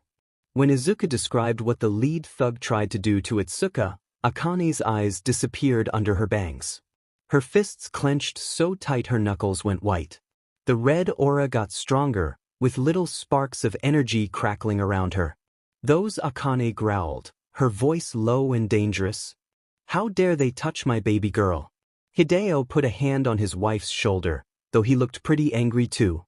"Easy, love," he murmured. "Our girl's safe, thanks to this young man." Izuku, feeling the tension, quickly added, "Itsuka was amazing too. We fought side by side. She's really tough." Itsuka nodded, putting a hand on her mom's arm. "It's true, Mom. Izuku saved me, but I used everything you and Dad taught me." Akane's aura slowly faded, her hair settling back down. She took a deep breath, trying to calm down. When she looked up, her eyes were a mix of fierce pride and lingering anger. "Thank you, Izuku," she said, her voice thick with emotion. She turned to Itsuka, cupping her face. "And you, my brave girl. I'm so proud of you." Hideo nodded. "You've both shown real guts tonight," he said, his deep voice full of approval. "Izuku, we owe you one. Come on in. I think we've got a lot to talk about, and you look like you could use a rest." Izuku was about to say no, but then Itsuka hit him with those puppy dog eyes. Man, it was like looking at his sister all over again. He felt his willpower crumbling faster than a sandcastle at high tide. What the heck? I guess I could hang for a bit," he said, rubbing his neck. Itsuka's face lit up like a Christmas tree, and Izuku felt all warm and fuzzy inside. As they headed in, Akane's mom mode kicked into high gear. Her eyes went from soft to steel in 2 seconds flat. "Tomorrow, we're having a chat with the cops about those F-airs," she said, her voice leaving no room for argument. "Nobody messes with our family and gets away with it." Izuku felt a shiver run down his spine. Mama Bear was not to be messed with, that's for sure. Actually, Izuku piped up, feeling a bit nervous about correcting an adult. "I already called the cops. Like, half an hour ago. Right after we kicked those guys' butts." Hideo's eyebrows shot up so high they almost left his face. "You called the police?" he asked, sounding impressed. Izuku nodded, fidgeting a bit. "Yeah, anonymous tip. Figured it was best to let the pros handle it from there." 𝗧𝗵𝗲 beamed at him like he'd just won the Nobel Prize. "Told you he was awesome," she said, elbowing her dad. Akane's fierce look melted into a smile. Well, looks like we've got a smart cookie here," she said, sounding pretty pleased. Izuku let out a yawn big enough to swallow Tokyo. "Hey, Hideo-san. Got a spare bed lying around?" he asked, rubbing his eyes. Before Hideo could answer, Akane jumped in with a mischievous grin. "Oh, I'm sure 𝗧𝗵𝗲 wouldn't mind sharing her room," she said, winking at the teens. 𝗧𝗵𝗲's face went redder than a stop sign. "Okasan," she squeaked, mortified. Izuku wasn't doing much better, his face hot enough to fry an egg. Hideo chuckled, shaking his head at his wife's antics. All right. Let's not torture the poor kids," he said, trying not to laugh. "We've got a guest futon in storage," Hideo told Izuku. "How about we set you up in 𝗧𝗵𝗲's room next to her bed?" Izuku nodded, relief washing over him like a cool breeze. "That'd be great, thanks," he said, fighting another yawn. 𝗧𝗵𝗲, still blushing, nudged Izuku. "Sorry about my mom," she whispered. "She's always joking around." Akane grinned, not sorry at all. "Hey, can't blame a mom for dreaming," she laughed. "You two are just too cute together." "Okasan." 𝗧𝗵𝗲 groaned, hiding her face. Izuku just stood there, wishing he could turn invisible. "I'm going to take a shower," 𝗧𝗵𝗲 groaned, her cheeks still pink from her mom's teasing. She shuffled to her room, grabbed some comfy clothes, and headed for the bathroom.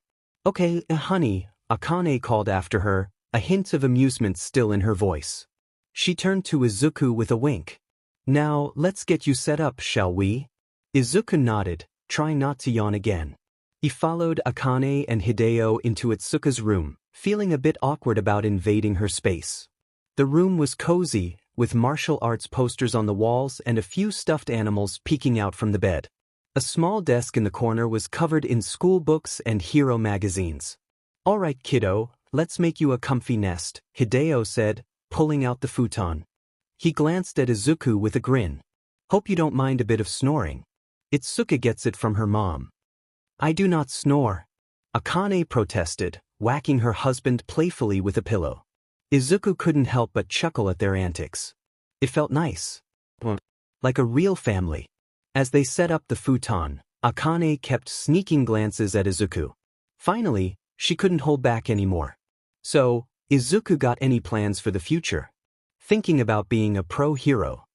Izuku froze for a second, then shrugged. Maybe. I haven't thought about it much," he lied, not wanting to get into his complicated history. Hideo raised an eyebrow. "Really?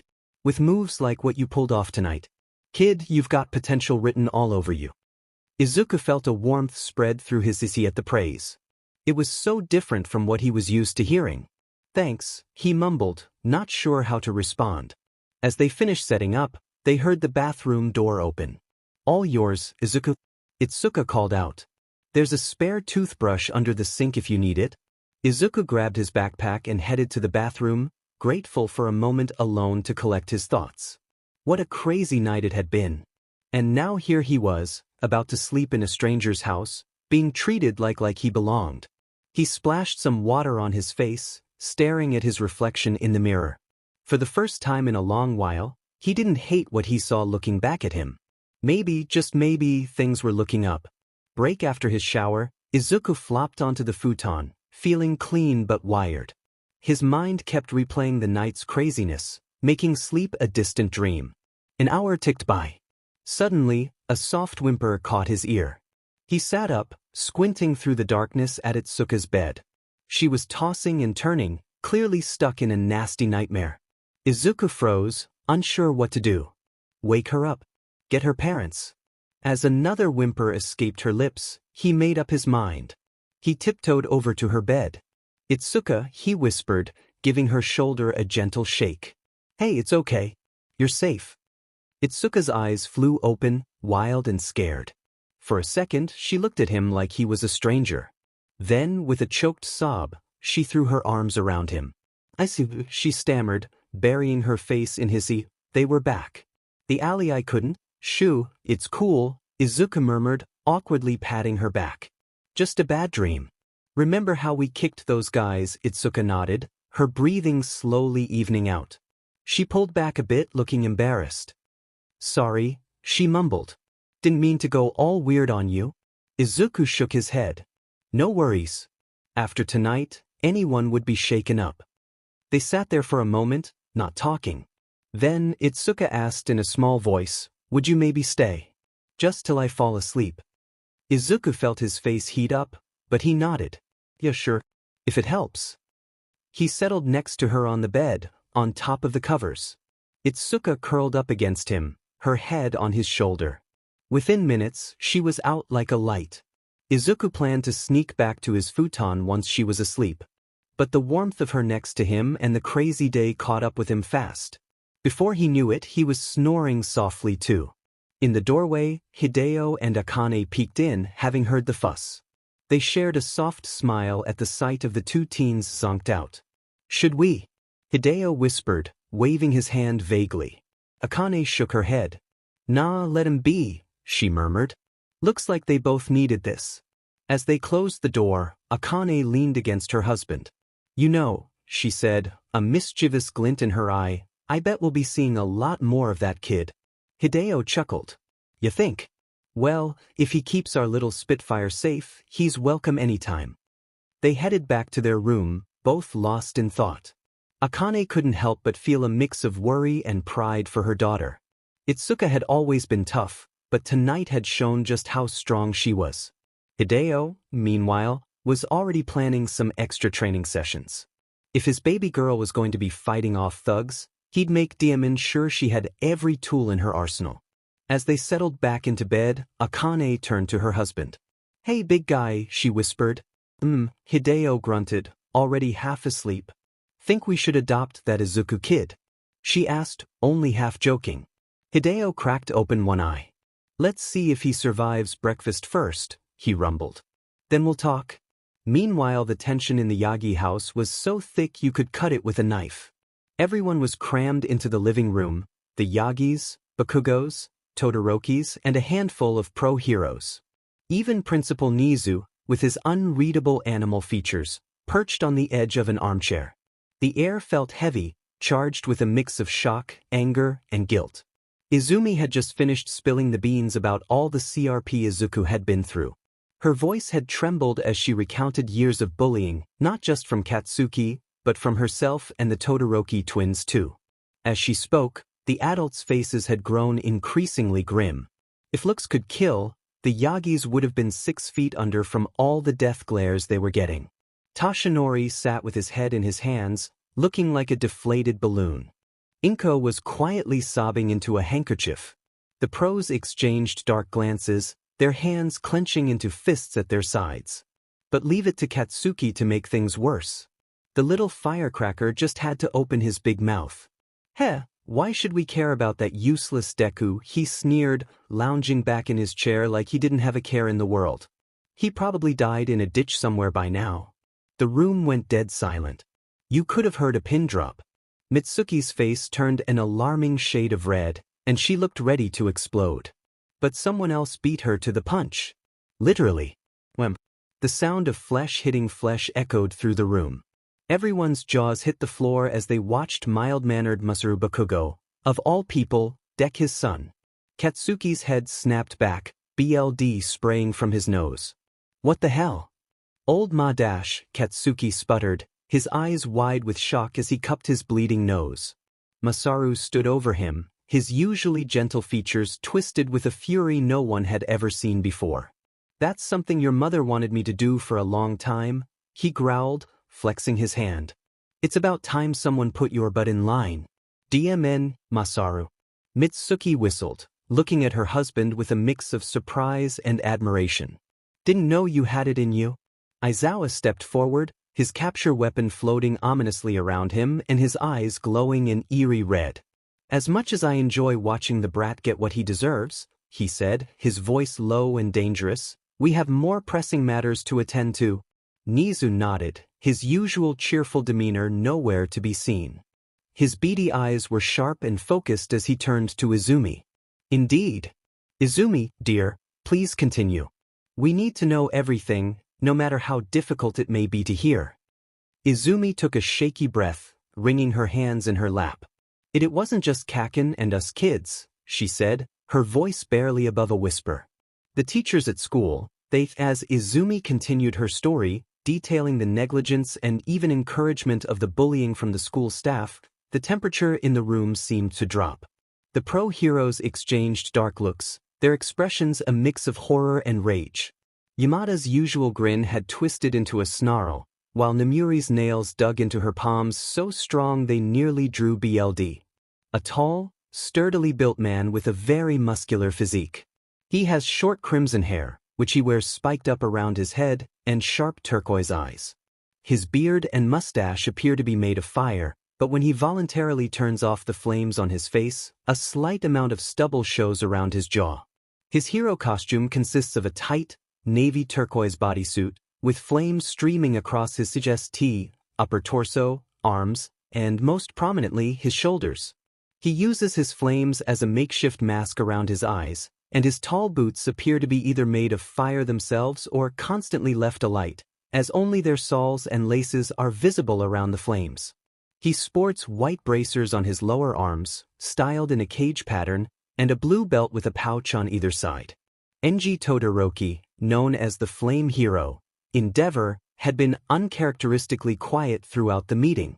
His massive frame seemed to radiate heat, a reflection of the anger simmering just beneath the surface. As the revelations about Izuku's treatment continued, the flames that made up his beard and mustache flickered more intensely, casting eerie shadows across his sharp features. Suddenly, he stood up, his chair scraping loudly against the floor. The room fell silent as all eyes turned to the number 2 hero. Flames danced around his clenched fists, and his turquoise eyes blazed with fury. "I'm going to burn that cursed school to the ground," he growled, his voice low and dangerous.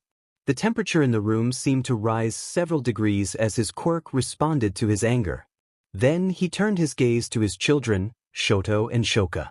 The twins flinched under their father's intense stare, a mixture of anger and disappointment evident in his eyes. "I'm ashamed of you too," 𝗵𝗃𝗏 said, his voice barely above a whisper but carrying the weight of a thunderclap. Shoto, ever defiant, crossed his arms and scoffed. "Like you care, shitty father." Shoka exclaimed, her eyes wide with shock at her brother's boldness. In a flash, 𝗵𝗃𝗏's hand shot out, grabbing Shoto's shirt collar.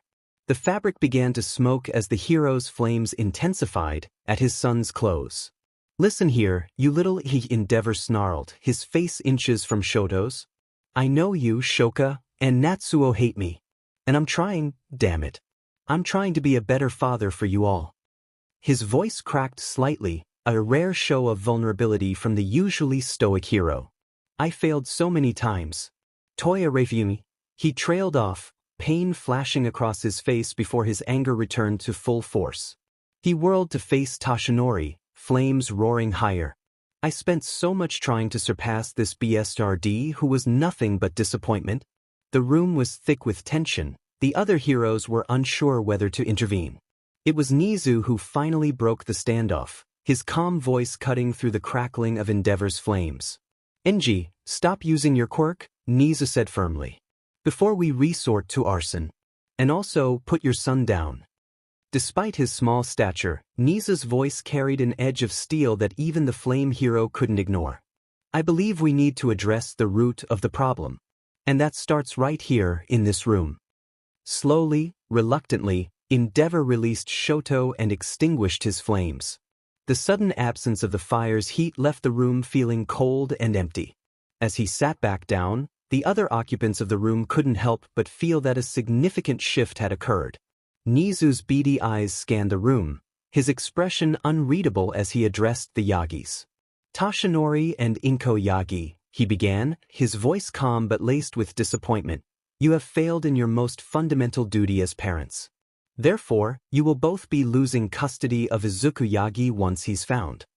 Inko's quiet sobs intensified, her shoulders shaking as she buried her face in her hands. 𝗧𝗵𝗲, however, remained stone-faced, his jaw clenched tight. 𝗫𝗧 continued, his gaze fixed on 𝗧𝗵𝗲. Furthermore, when you retire as All Might, this transgression will be made public. The #1 hero spot will go to someone else. At this, 𝗧𝗵𝗲's composure cracked. His fists clenched at his sides, knuckles turning white. The other heroes in the room could almost feel the waves of anger radiating off him. But it wasn't the loss of his son that fueled his rage, it was the threat to his legacy, his precious #1 spot. Turning to the younger generation, 𝗫𝗧's voice grew even sterner, his beady eyes narrowing as he addressed them. As for Izumi, the Bakugo and Todoroki twins, your actions have consequences. You will be blacklisted from all hero schools except UA. Should you fail the entrance exam, no recommendations will be accepted. Your path to becoming heroes ends here. The room fell silent as the weight of 𝗫𝗧's words sank in. Izumi's face paled, her hands trembling slightly. Katsuki's jaw clenched, a vein pulsing in his forehead as he struggled to contain his anger. The Todoroki twins exchanged worried glances, the gravity of their situation finally hitting home. 𝗫𝗧 then turned his attention to Izumi, his voice softening slightly but still firm. And Izumi, I forbid you to use one for all until Sir Nightai has a chance to speak with you and Izuku's half-sister about potentially transferring it to her. Izumi's eyes widened in shock, her mouth opening and closing as she tried to process this new information. Half-sister, she whispered, her voice barely audible. Inko, who had been quietly sobbing, suddenly went still. Her tear-stained face slowly lifted, her eyes locking onto 𝗧𝗵𝗲 with a mixture of disbelief and fury. The room seemed to hold its breath as she stood up, her small frame shaking with emotion. With a resounding crack, Inko's palm connected with 𝗧𝗵𝗲's cheek, the sound echoing through the stunned silence. How long? She demanded, her voice trembling with rage. 𝗧𝗵𝗲, caught off guard, stammered, What do you mean by that? Don't play dumb with me. Inko shouted, her usual gentle demeanor completely shattered. How long have you been cheating on me? 𝗧𝗵𝗲's shoulders slumped, the fight seeming to drain out of him. Since you were PR'd with Izuku and Izumi, he admitted quietly. The silence that followed was deafening. Inko stood there, frozen, as the implications of his words sank in. Then, in a voice that was eerily calm, she said, After this meeting is over, you and I are getting a divorce. I'm done with you, 𝗧𝗵𝗲 Yagi. Mitsuki immediately rushed to her friend's side, wrapping her arms around Inko's shaking form. As she led Inko back to her seat, she shot 𝗧𝗵𝗲 a glare that could have melted steel. 𝗧𝗵𝗲 sat there, his face a mask of fury.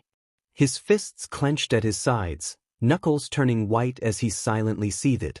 𝗳𝗍𝗧𝗟𝗘, he cursed mentally, his thoughts turning to Izuku and the mess his disappearance had caused. Meanwhile, Katsuki and Shoto were lost in their own world of rage. Their faces were contorted with fury, fists clenched so tight their nails dug into their palms. Though they remained silent, their thoughts were in perfect, vengeful sync. When I find that Deku, I'll kill him. Mitsuki Bakugo broke the silence, her voice uncharacteristically quiet. What about Izuku? What are we doing to find him?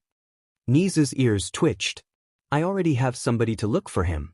Every available hero will be on the lookout. But, he paused, his small frame seeming to deflate slightly, given the circumstances, we must prepare ourselves for the possibility that Izuku may not want to be found. A collective shudder ran through the room at the implications of 𝗫𝗧's words. The weight of their actions, the years of neglect and abuse, settled heavily on their shoulders. Back at the Iron Claw dojo, a figure hovered silently in the air, his presence unnoticed by the sleeping occupants below. The moonlight filtering through the window illuminated his snow-white hair, creating an almost ethereal glow around him. He wore a dark blue zip-up jacket with a high collar, the fabric rustling softly in the night breeze. His slim-fit black and polished dress boots completed the ensemble, giving him an air of understated elegance. The most striking feature, however, was the white bandages covering his eyes. Despite this apparent blindness, he seemed to be observing the scene below with keen interest, his head tilted slightly as if listening to something beyond normal hearing. His attention was focused on the sleeping form of Izuku, curled up next to Itsuka. A faint, pinkish aura surrounded the boy, barely visible to the naked eye but clear as day to the floating observer. "So, this is the boy that Nizu wanted me to find," the man mused, his voice barely a whisper. "His cursed energy is strong. I can tell." He floated closer, careful not to disturb the sleeping teens. The pink aura around Izuku pulsed gently, like a heartbeat. The man's lips curved into a small smile, a mix of curiosity and anticipation. "Izuku Yagi," he murmured, "you'll be interesting to train." As if responding to his words, the aura around Izuku flickered, growing slightly brighter for a moment before settling back down. The man's eyebrows rose behind his bandages, intrigued by this unconscious display of power. Responsive even in sleep," he noted. "Raw potential but uncontrolled. We'll need to work on that." He hovered there for a few more moments, seemingly deep in thought. Then, with a barely audible sigh, he began to float towards the window. "Rest well, young Izuku," he said softly. "Your real journey begins soon." With that, he slipped out into the night, leaving no trace of his presence save for a lingering sense of anticipation in the air. The dojo fell back into silence, its occupants blissfully unaware of the watchful eyes that had been upon them, or the destiny that was slowly unfurling for the black-haired boy with green streaks sleeping peacefully below. "I don't own JJK and MHA. Previously on Izuku Okkotsu, the Cursed Hero Prologue's recap. Izuku Okkotsu, formerly Izuku Yagi, finds himself in a room filled with ancient talismans and cursed objects. As he gazes at the artifacts surrounding him, his mind wanders to the various curses that have plagued his life. The weight of being told he would amount to nothing, the pain of never experiencing true love, and the crushing reality of being Quirkless all swirl in his thoughts. His mind drifts back to a pivotal moment 12 years ago. A young Izuku, full of hope and excitement, visits the hospital with his twin sister Izumi for their quirk assessments. The stark contrast between their fates becomes apparent as Izumi's incredible telekinetic quirk manifests, while Izuku receives the devastating news of his quirklessness. In that moment, his dreams of becoming a hero like his idol, All Might, begin to crumble. The years that follow are marked by increasing isolation and relentless bullying. His former friend Katsuki, once a source of companionship, becomes his tormentor. Classmates who once played with him now look down on him with disdain. Even at home, Izuku feels the sting of neglect as his parents shift their focus to nurturing Izumi's powerful quirk. Just when the loneliness threatens to consume him, a ray of light enters Izuku's life in the form of Rika Orimoto. Her kind heart and unwavering support become Izuku's lifeline. Their bond deepens, culminating in a touching moment on Izuku's 10th birthday when Rika presents him with a necklace bearing a ring, a symbol of her promise to always stand by his side. However, fate cruelly intervenes. In a tragic twist, Rika sacrifices herself to save Izuku from an oncoming car. As she lies dying in his arms, a mysterious cursed being appears, making a cryptic promise that Izuku can't fully comprehend in his grief-stricken state. The loss of Rika, his only true friend, leaves a void in Izuku's heart that seems impossible to fill. 6 years pass, and Izuku, now a student at Aldra Junior High, is a shadow of his former self. Gone is the bright-eyed, hopeful child, replaced by a sullen and indifferent teenager. His classmates' excitement about their futures at UA High only serves to highlight Izuku's isolation. Katsuki Bakugo, in particular, seems to take pleasure in tormenting Izuku at every opportunity. A turning point comes when the teacher mentions Izuku's ambition to attend UA. Bakugo, enraged by what he perceives as Izuku's audacity, confronts him aggressively. To everyone's shock, including Izuku himself, he manages to overpower Bakugo, displaying unexpected physical prowess. This incident marks a shift in how his classmates perceive him, their mockery tinged with a new wariness. Bakugo, humiliated and furious, escalates his bullying. He destroys Izuku's meticulously compiled hero analysis journal, an act of cruelty that cuts deep. But it's Bakugo's callous suggestion that Izuku should take his own life to gain a quirk in his next life that truly shakes Izuku to his core. Despite the pain, a flicker of defiance ignites within him, refusing to let go of his dreams. The final straw comes when Izuku overhears a conversation between his parents, All Might, and Lady Magnet. Their lack of faith in his ability to become a hero, spoken so casually, shatters something within him.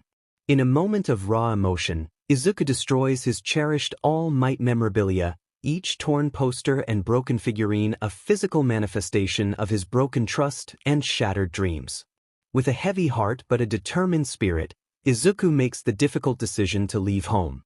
He pens a letter to his family, his words a mixture of pain, resolve, and a desperate need to prove himself. As he climbs out of his window and into the unknown, Izuku is driven by a fierce determination to forge his path to heroism, with or without the support of those he once held dear.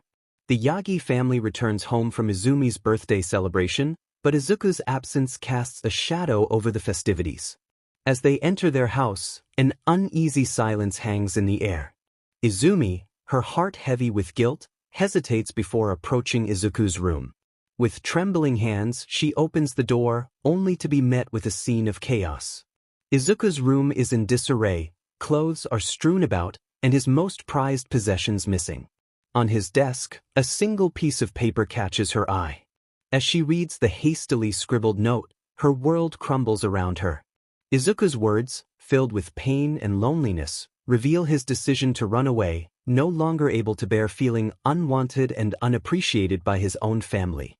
Overwhelmed by the weight of her actions and inactions, Izumi collapses to the floor, her body racked with sobs. The realization of her role in driving her brother away hits her like a physical blow, leaving her gasping for air. Meanwhile, in the bustling streets of Mizudafu, Izuku finds himself move into an unexpected situation.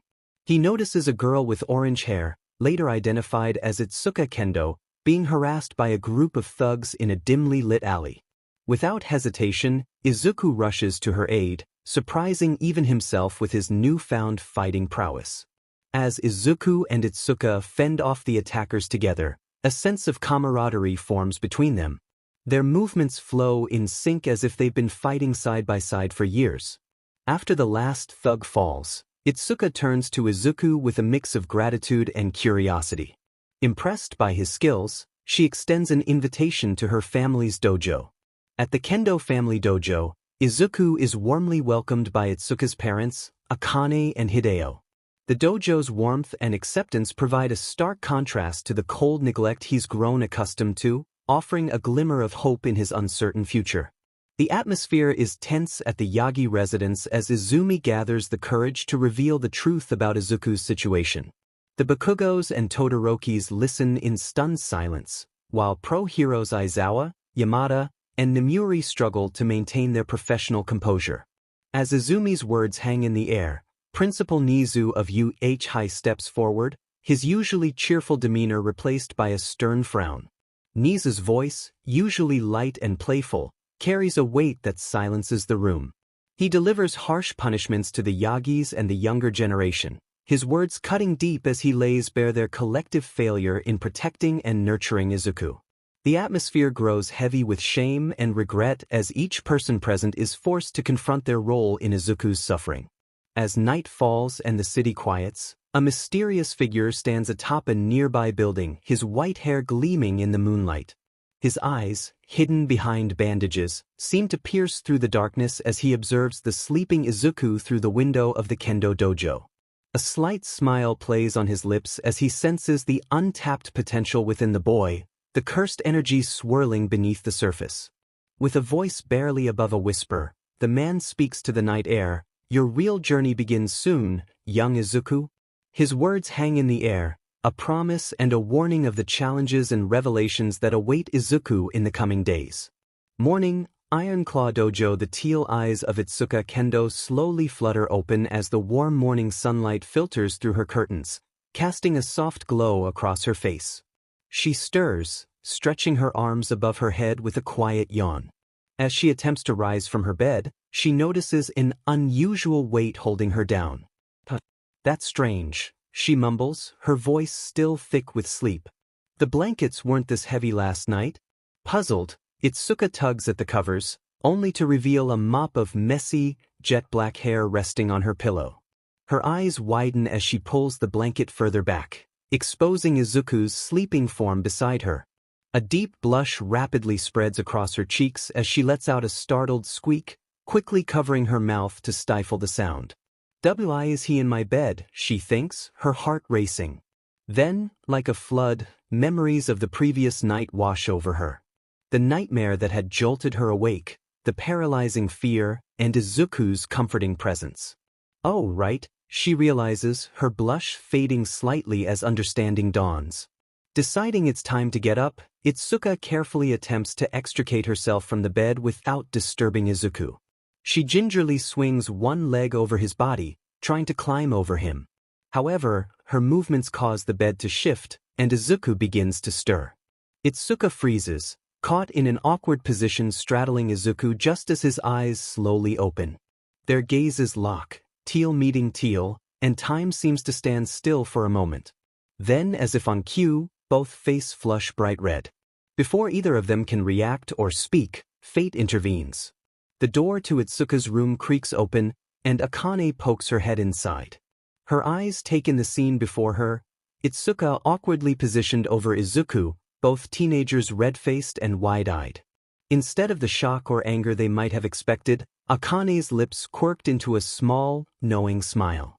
"Breakfast is ready for you too," she says calmly, as if finding her daughter in such a compromising position with their new house guest was an everyday occurrence.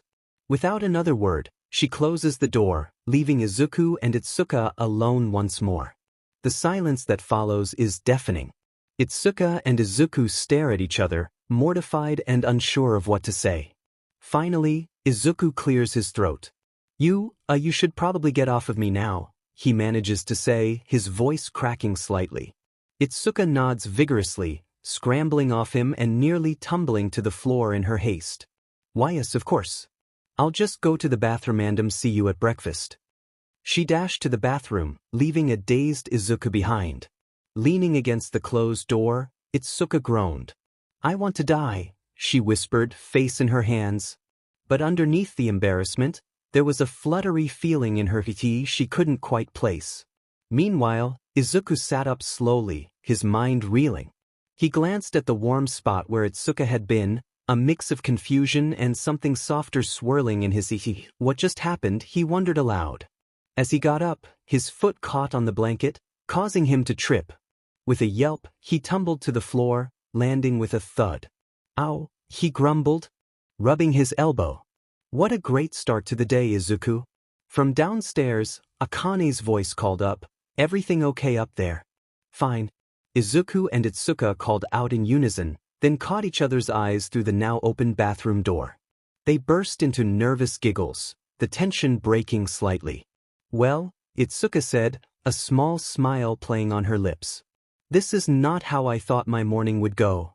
Izuku chuckled, getting to his feet. "Me neither. But it's not so bad, right?" 𝗧𝗃's smile widened a bit. "No," she said softly. "I guess it's not." "Let's go," Izuku said, a nervous smile playing on his lips. "All right," 𝗧𝗃 replied, her cheeks still tinged with a faint blush from their earlier encounter. The pair made their way downstairs, where the aroma of freshly cooked breakfast filled the air. Akane and Hideo were already seated at the table, steaming plates of food before them. Izuku's stomach rumbled at the sight, reminding him that he hadn't eaten a proper meal in days. As they settled into their seats, Hideo passed Izuku a plate piled high with rice, grilled fish, and vegetables. "Eat up, son," he said warmly. "You look like you could use a good meal." Izuku nodded gratefully, picking up his chopsticks. As he took his first bite, savoring the flavors, his attention was caught by the low murmur of the television playing in the background. A familiar name made him pause mid-chew. "Hideo-san," Izuku said, swallowing quickly. "Could you turn up the volume on the TV, please?" Hideo reached for the remote, raising an eyebrow at Izuku's sudden interest. The volume increased, and a news anchor's voice filled the room. "Breaking news," the anchor announced, her expression serious. 𝗳𝗏 Junior High and several other Quirk supremacy-based schools have been shut down due to widespread discrimination against students with villain-type quirks or those who are quirkless. Izuku's chopsticks clattered to the table, his eyes wide with shock. 𝗧𝗵𝗃 placed a comforting hand on his arm, sensing his distress. The anchor continued, in related news, the parents of a 16-year-old girl with a villain-type quirk have been arrested on multiple charges. The quirk in question allows the user to transform by ingesting the BLD of others. The parents face 2 counts of child abuse, child endangerment, and aggravated assault. They have been sentenced to life in prison without parole. A collective gasp went around the table. Akane shook her head, her expression a mix of sadness and anger. How could parents do that to their child, she murmured. The anchor went on to say that the teenager she has been placed in the care of pro hero Vlad King, who has experience with BLD-related quirks. As the news segment ended, a heavy silence fell over the kitchen. Izuku stared at his plate, his appetite suddenly gone.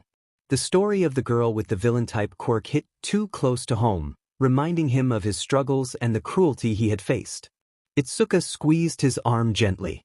"Are you okay, Izuku?" she asked, her voice laced with concern. Izuku took a deep breath, trying to steady himself. I don't know, he admitted. It's just I can't help but think about how many other kids like me, like that girl, are out there suffering because of how society views their quirks or lack thereof." Hideo leaned forward, his expression serious. "It's a sad reality, but it's good that these issues are finally coming to light. Change can only happen when people are forced to confront the truth." Akane nodded in agreement. "And remember, Izuku, you're not alone anymore. You have us now, and we'll support you no matter what." Izuku looked around the table, taking in the kind faces of the Kendo family. For the first time in years, he felt a warmth spreading through his the feeling of belonging, of being accepted. Despite the heavy news, a small smile found its way to his lips. "Thank you," he said softly. "All of you. I don't know what I did to deserve this kindness, but I'm grateful."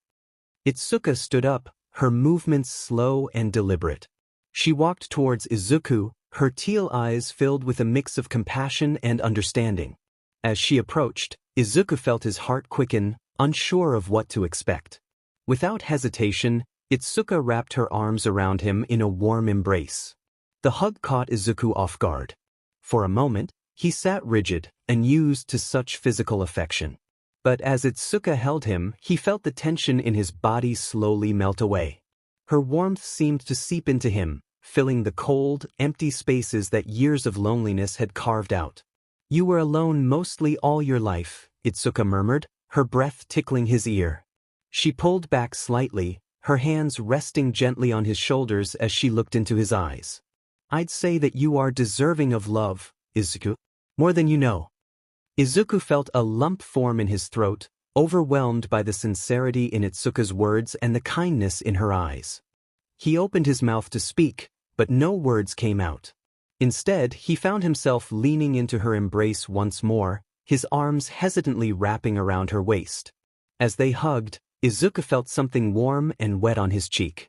It took him a moment to realize he was crying, silent tears sliding down his face. But for once, these weren't tears of sadness or frustration.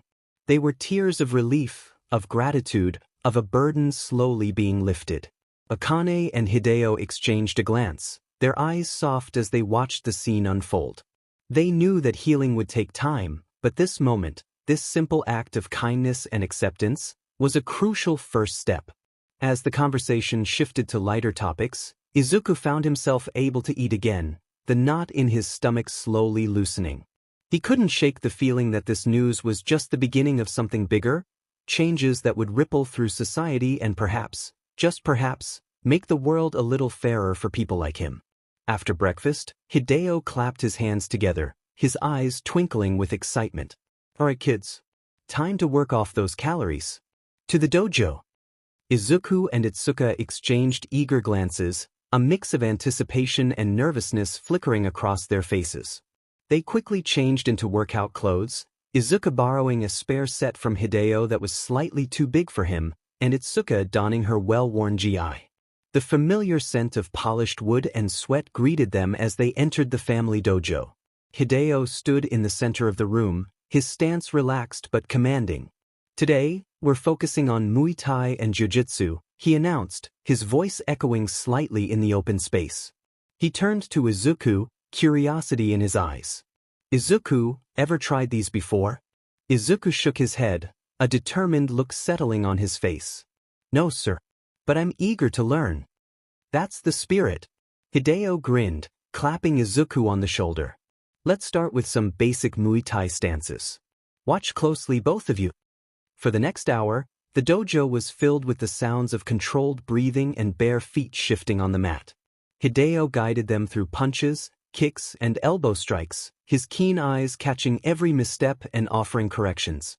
Izuku, to everyone's surprise, was a quick learner. His movements, initially awkward and hesitant, became more fluid with each repetition.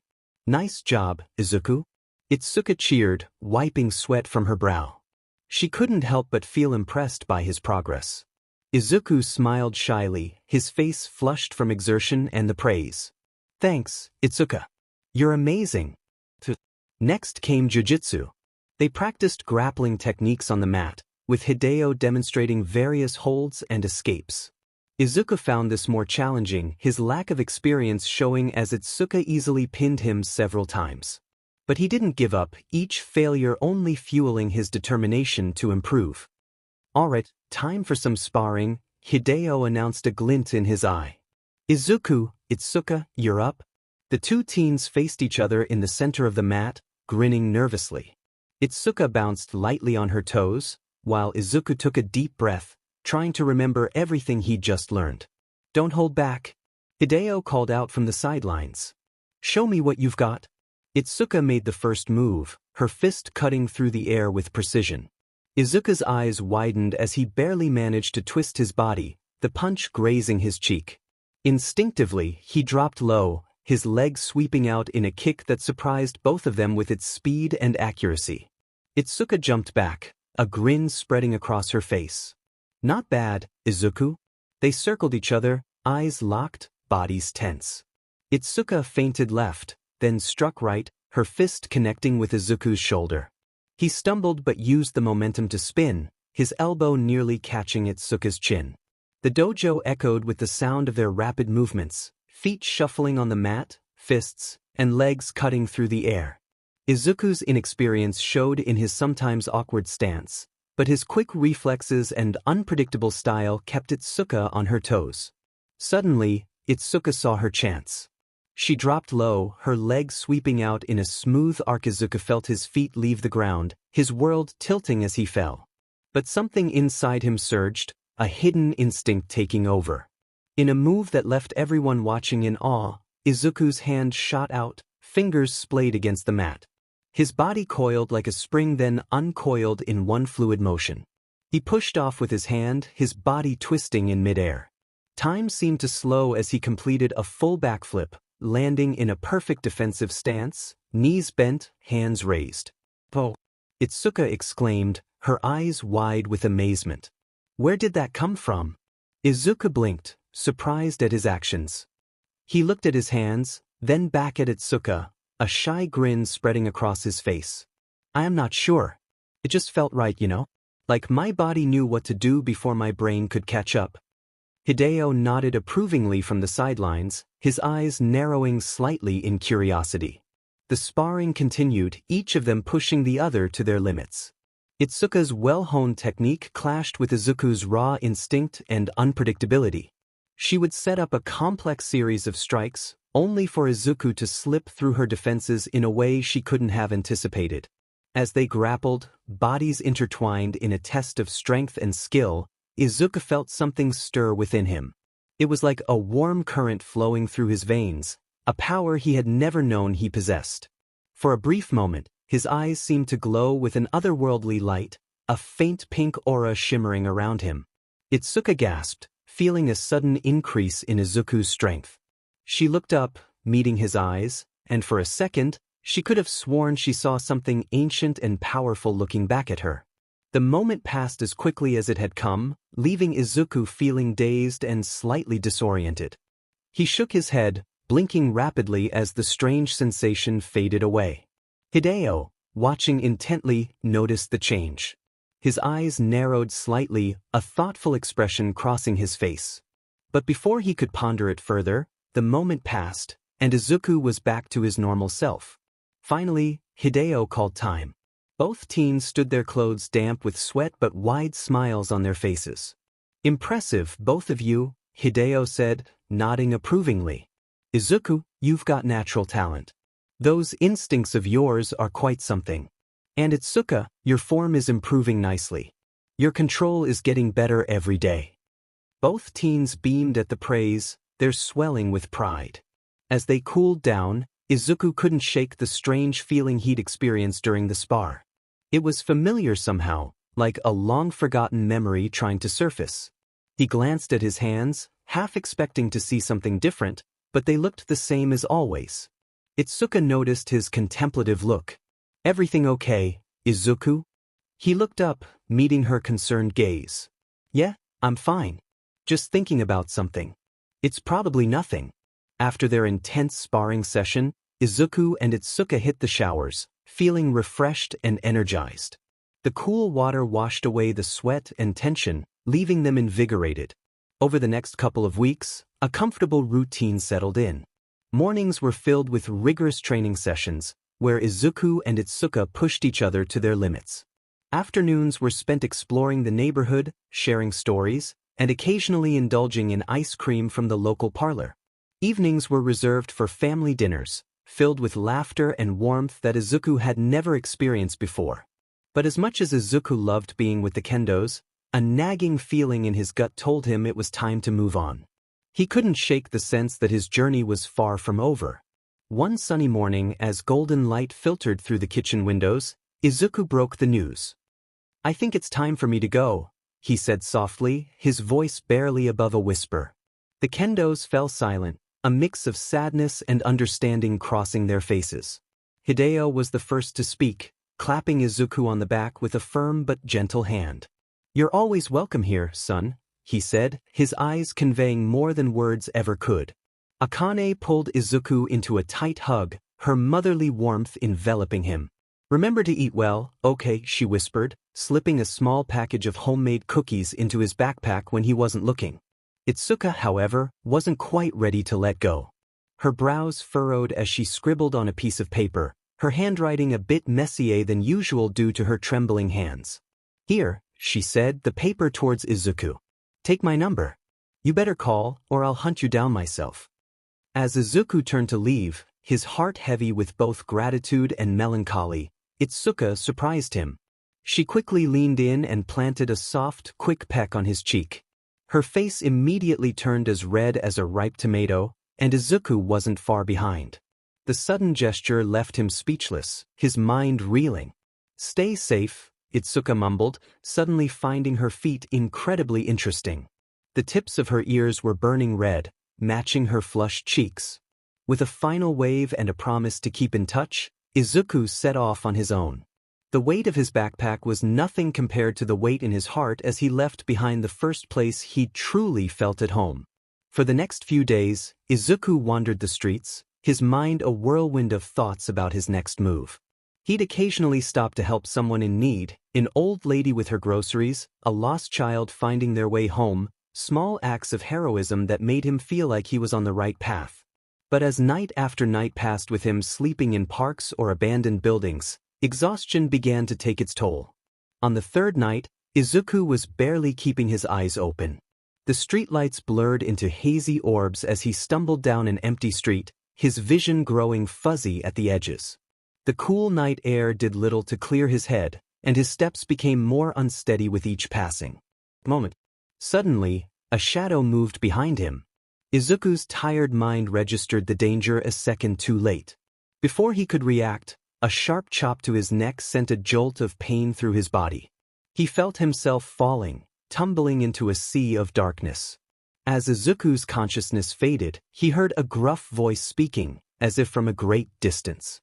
"Yeah, I found him. Bringing him in now." The mysterious figure scooped up the unconscious boy with surprising gentleness. In the dim streetlight, a glint of white hair. The figure disappeared into the night, melting into the shadows with practiced ease, leaving behind only the whisper of the wind and the faint echo of footsteps. 𝗵𝗃𝗃 and the tall, enigmatic figure stood in hushed conversation, their eyes fixed on the window that revealed a somber scene. Inside, Izuku sat slumped in a chair, surrounded by a room adorned with intricate talismans that seemed to pulse with cursed energy. What? 𝗍𝗂's voice was a mix of disbelief and outrage. You mean to tell me that after you spoke with those stuck-up elders, they're planning to carry out a secret execution, Gojo? The Chimera's usually calm demeanor was shaken, his small paws clenched into fists. Yeah, Gojo replied, his voice carrying a weight that belied his casual tone. Satoru Gojo cut an imposing figure, even in the dim light of the corridor. His dark blue zip-up jacket rustled softly as he shifted, the high collar casting shadows across his face. The slim-fit black and polished dress boots he wore gave him an air of understated elegance, a stark contrast to the gravity of their conversation. But it was the white bandages covering his eyes that drew the most attention, a physical manifestation of the mystery that surrounded him. That's ridiculous, 𝗍𝗂 sputtered, his voice rising with each word. He's just 16. The Chimera's tail lashed back and forth, a physical representation of his agitation. Gojo's shoulders sagged slightly, a rare show of vulnerability from the usually unflappable sorcerer. I know, he said, his voice tinged with a mix of frustration and concern. But the truly concerning part is he's okay with it. 𝗍𝗂's eyes widened in shock, his voice barely above a whisper as he asked, What do you mean? Gojo ran a hand through his shock of white hair, his voice low as he explained. About 2 days before you got here, he tried to use that cursed spirit to escape the room. When that didn't work, he paused, the weight of his next words hanging heavy in the air.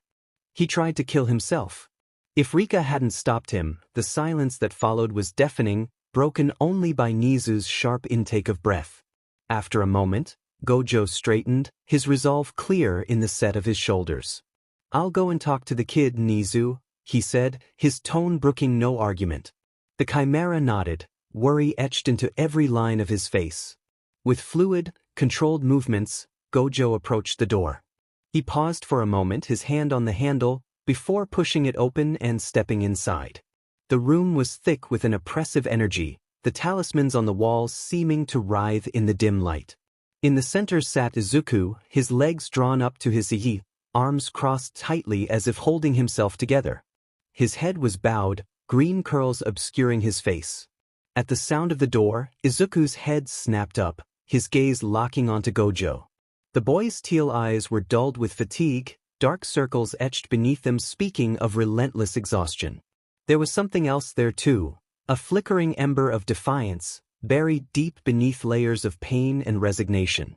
Gojo moved forward, each step measured and deliberate.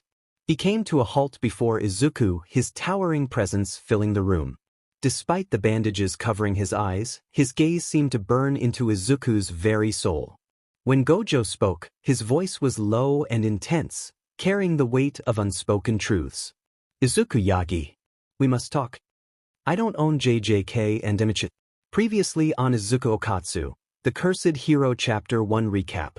One sunny morning, Izuku reveals his decision to leave the kendos, a choice met with sadness but understanding from the family. Akane hugs him tightly, slipping him cookies, while Itsuka offers her phone number and unexpectedly him, leaving them both flustered.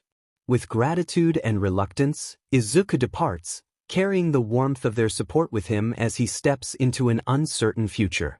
Izuku spends the next few days wandering, performing small acts of kindness despite battling exhaustion while sleeping outdoors. On the third night, he is attacked from behind and knocked unconscious by a mysterious figure with white hair, who carries him away, setting the stage for the next series of events. A time skip shifts the focus to two figures, 𝗍𝗂 and the enigmatic Satoru Gojo, who discuss the chilling revelation that a secret execution of Izuku may be planned by a group of elders. The weight of Izuku's past struggles surfaces as Gojo reveals the teenager's recent attempt to end his life. 𝗍𝗂 is shocked, and Gojo decides to confront Izuku, seeking to offer guidance and possibly prevent further despair. Gojo enters a dimly lit room adorned with talismans, where he finds Izuku slumped in a chair, his spirits seemingly worn down. Their eyes meet, and the atmosphere is thick with unspoken pain and potential hope. Gojo, possessing a commanding presence despite his bandaged eyes, firmly speaks to Izuku, setting the stage for a conversation that promises to explore Izuku's deepest struggles and potentially lead to a turning point in his journey. Tokyo Metropolitan 𝗧𝗃 Technical School. Morning. As the morning sun cast its warm glow over Tokyo Metropolitan 𝗧𝗃 Technical School, three distinct figures stood out in the courtyard. Two of them were clad in the crisp, dark uniforms of Jujutsu High, their attire a stark contrast to their third companion, an actual, living panda walking. No, seriously, what drags was Gidge on to make a panda a character in an anime? Whatever, I'll just continue with the story. The panda, his black and white fur glistening in the sunlight, turned to his human companions with an excited glint in his eyes. "Did you hear about the transfer student starting today?" he asked, his voice surprisingly articulate for a bear. Apparently he unknowingly helped All Might to stop that sludge villain. The male student of the group, a tall boy with messy hair and a perpetually bored expression, merely shrugged. "Tuna mayo," he muttered, his mind more focused on his favorite sandwich than the topic at hand. The female student, a bespectacled fiery tomboy with sharp eyes and an intimidating aura, scoffed at the panda's words. She cracked her knuckles, a mischievous smirk playing on her lips. "So if the kid thinks he's a hot shot, I'll rough him up a bit," she declared, her tone a mix of excitement and challenge.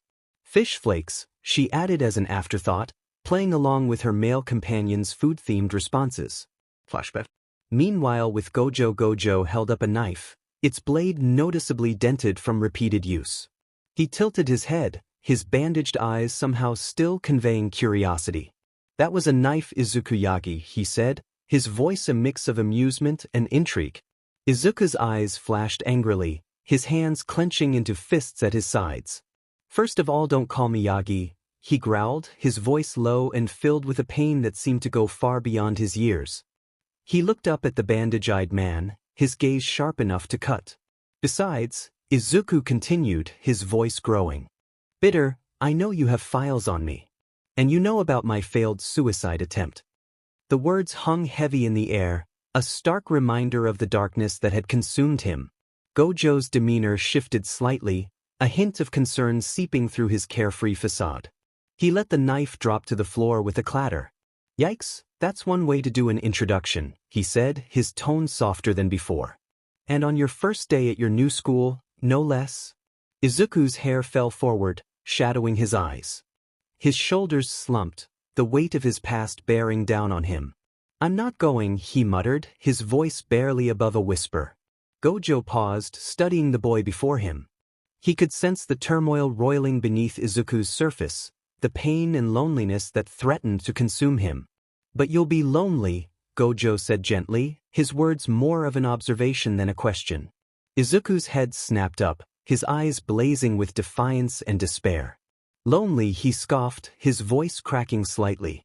"I've been lonely my entire life. What's one more day? There's only one person, one family that I care about," Izuku thought, his mind drifting to Ōtsuka and the Kendo family.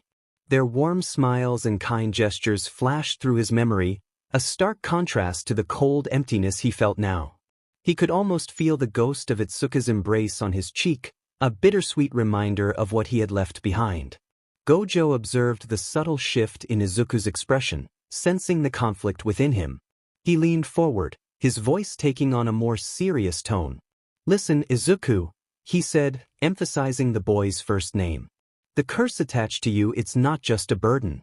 Depending on how it's used, it can be a tool, a way to help people." Izuku's eyes widened slightly, a flicker of interest breaking through his despondent facade.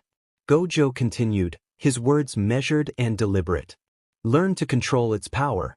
It won't be easy, but nothing worth doing ever is." The white-haired man paused, letting his words sink in. Then, with a gentleness that belied his eccentric appearance, he added, "Once you've done that, then you can decide whether throwing it all away is worth it. But give yourself a chance first. You might be surprised at what you're capable of."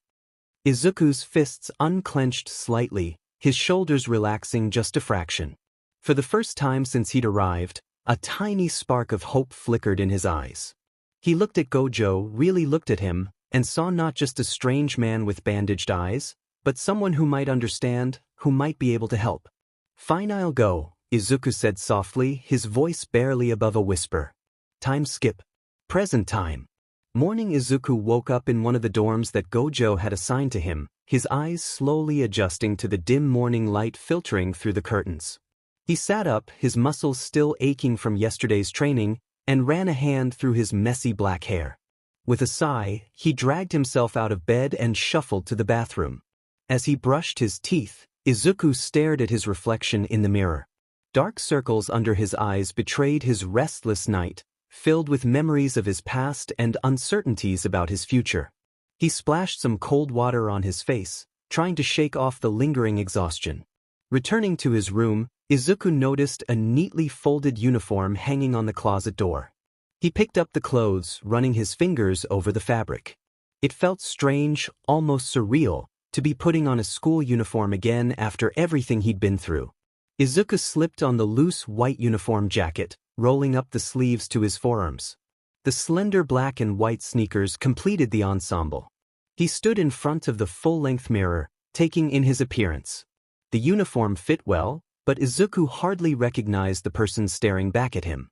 "All right, let's get this over with," Izuku muttered, his voice a mixture of resignation and determination. He grabbed his bag and headed out, stepping into the warm sunlight that bathed the campus. As Izuku walked towards the main building, he couldn't help but feel a twinge of anxiety. This was supposed to be a fresh start, but the weight of his past still clung to him like a shadow. He took a deep breath, reminding himself of Gojo's words about his curse and giving himself a chance. Meanwhile, Gojo had already slid into the classroom with his usual flair, facing the 3 students who were present and sitting on desks. His bandaged eyes seemed to sparkle with excitement as he announced, "Students of all grades. Today we have a new student. Give him a hand." The panda looked up mildly interested. The tall boy barely stirred, his eyes half closed as if he was still half asleep. The bespectacled fiery tomboy merely raised an eyebrow, her expression a mix of skepticism and curiosity. "Really? Not one hand?" Gojo asked. The bespectacled fiery tomboy, sitting sideways in her chair with her hand on her head and legs crossed, smirked. "I hear the guy's a wannabe badass. Delinquent. Doubt it." "Hell, I bet he's a PP," she said. "Salmon," the boy to her right muttered. The panda remained silent. Gojo sighed. "Whatever. Come in." The halls of Jujutsu High were quiet as Izuku stood outside his assigned classroom. He paused, his hand hovering over the shoji's handle. "The atmosphere feels really chilly," he thought. "Gonna give him the signing treatment," the bespectacled fiery tomboy mused. As Izuku slid open the smooth wooden shoji door, he felt a sudden rush of energy wash over him. The moment he stepped into the classroom, a deep crimson-red aura erupted around him, casting an eerie glow that seemed to pulse with an unsettling intensity. The atmosphere shifted dramatically, and the 3 students seated at their desks instinctively tensed, their eyes wide with apprehension. Rika's cursed figure emerged from the shadows behind him, her presence adding to the tension in the air. She moved with an air of malevolence, her expression unreadable as she followed him into the room. Izuku made his way to the center, the floorboards creaking slightly beneath his feet, and he could feel their hostile and alert gazes lingering on him as if they were trying to decipher the sudden change that had overtaken the once familiar space. "The name's Izuku," he began. However, before he could finish his sentence, a sharp sound echoed through the room, an ominous whoosh followed by a metallic clang as a naginata embedded itself into the chalkboard behind him, sending chalk dust spiraling into the air. The bladed staff was dangerously close to hitting his head on the left side. The abrupt interruption caught everyone's attention, and the atmosphere shifted instantly from casual to tense. With a steadying breath and an unwavering tone, Izuku calmly resumed, "Meet you." His demeanor remained composed, showing that he wasn't easily shaken by the sudden disruption. The bespectacled fiery tomboy, her eyes narrowing behind her glasses, gripped the handle of the 𝗧𝗵𝗲 tightly. She stepped forward, her stance aggressive and challenging. "What kind of DMN test is this?" she growled, her voice laced with anger and suspicion. The other two students flanked her, their expressions a mix of wariness and hostility. The panda's fur bristled slightly, while the tall boy's usual bored expression had sharpened into something more alert. "Hey you," the tomboy called out to Izuku, her voice cutting through the tense atmosphere. "Don't you know you're cursed? This is a place to learn about curses, not for people who are cursed themselves." Izuku felt a familiar anger bubbling up inside him. His fists clenched at his sides, and he had to take a deep breath to keep his composure. Great, he thought bitterly, just what I needed. Another elitist school that discriminates against people who are different. Gojo, sensing the rising tension, stepped forward. His bandaged face turned towards the students, his voice taking on a more serious tone. Now, he said, let's not jump to conclusions. Izuku's presence here is no accident." He paused, letting his words sink in before continuing. "You see, in our world, the average number of unexplained deaths and missing person cases far exceeds what you might expect. And let's not forget about the disproportionately high suicide rates among the quirkless population." The students' expressions shifted from hostility to curiosity as Gojo spoke. Even Izuku found himself listening intently, despite his lingering anger. "The majority of these cases," Gojo explained, his voice taking on a lecturer's cadence, "are the result of negative energy that flows out of people. This energy manifests as curses. And in some cases, these curses are wielded by evil curse users. You'll have to fight curses with curses. Here we'll learn about curses in order. This is Tokyo Prefectural Jujutsu High School," Gojo said, his voice carrying a mix of excitement and seriousness. Izuku's eyes widened, his mouth falling open slightly. He turned to look at Gojo, his expression a mixture of disbelief and exasperation. "You're telling me this now," he thought, his inner voice practically screaming in frustration. He couldn't believe that such crucial information had been withheld from him until this moment. The other three students in the room seemed equally taken aback. They exchanged glances, their faces a comical display of surprise and confusion. Almost in unison, they all turned to stare at Gojo, their thoughts practically visible above their heads. "You didn't tell him?" Gojo, seemingly oblivious to the bewildered atmosphere he had created, simply shrugged. "My bad," he said, his tone nonchalant as if he had merely forgotten to mention the weather forecast. Then his demeanor suddenly shifted, a hint of urgency creeping into his voice. "Also, I'd step back if I were you guys." The three students looked at each other, confusion etched on their faces. Before they could react or question Gojo's cryptic warning, the atmosphere in the room changed dramatically. Two pale, slender hands suddenly emerged from the chalkboard behind Izuku, their appearance as unexpected as it was unsettling.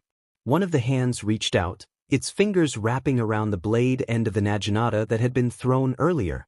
The air in the room seemed to grow colder, and a distorted voice echoed through the classroom, filled with a protective fury. "Do not bully."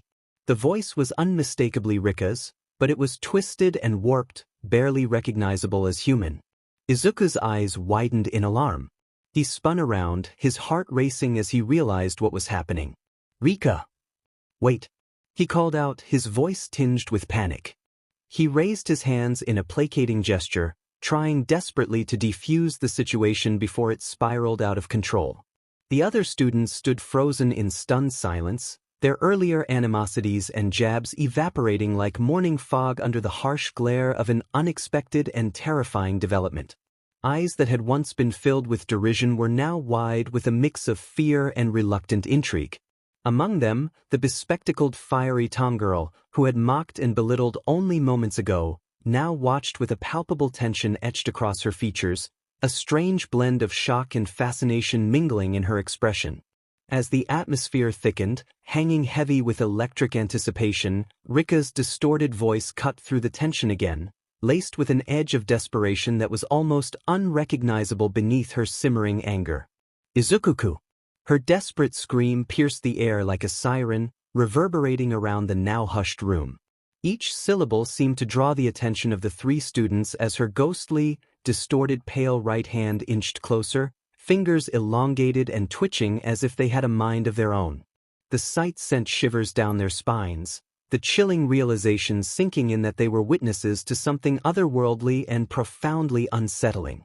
Scene change. After a few minutes of reassuring words and gentle gestures, Izuku finally managed to calm Rika down, although the process had left the entire classroom in disarray. Desks were askew, papers fluttered to the floor, and a few students exchanged bewildered glances as they tried to make sense of the chaos. Rika's earlier outburst had sent a ripple of surprise through the room, but now, with her breathing steadying and the tension easing, Izuku felt a sense of relief wash over him as he looked around at the mess they had created together. The relief was short-lived, and Gojo decided to resume his introduction. "This is Izuku.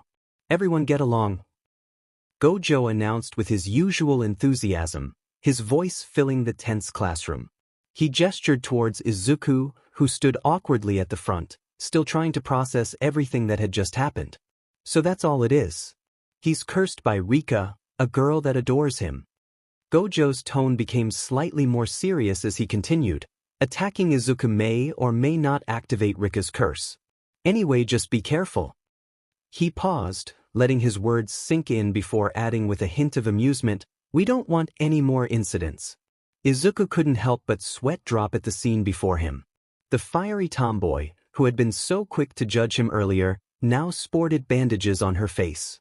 She stood with her naginata, a deep frown etched on her features, clearly unhappy with how things had turned out.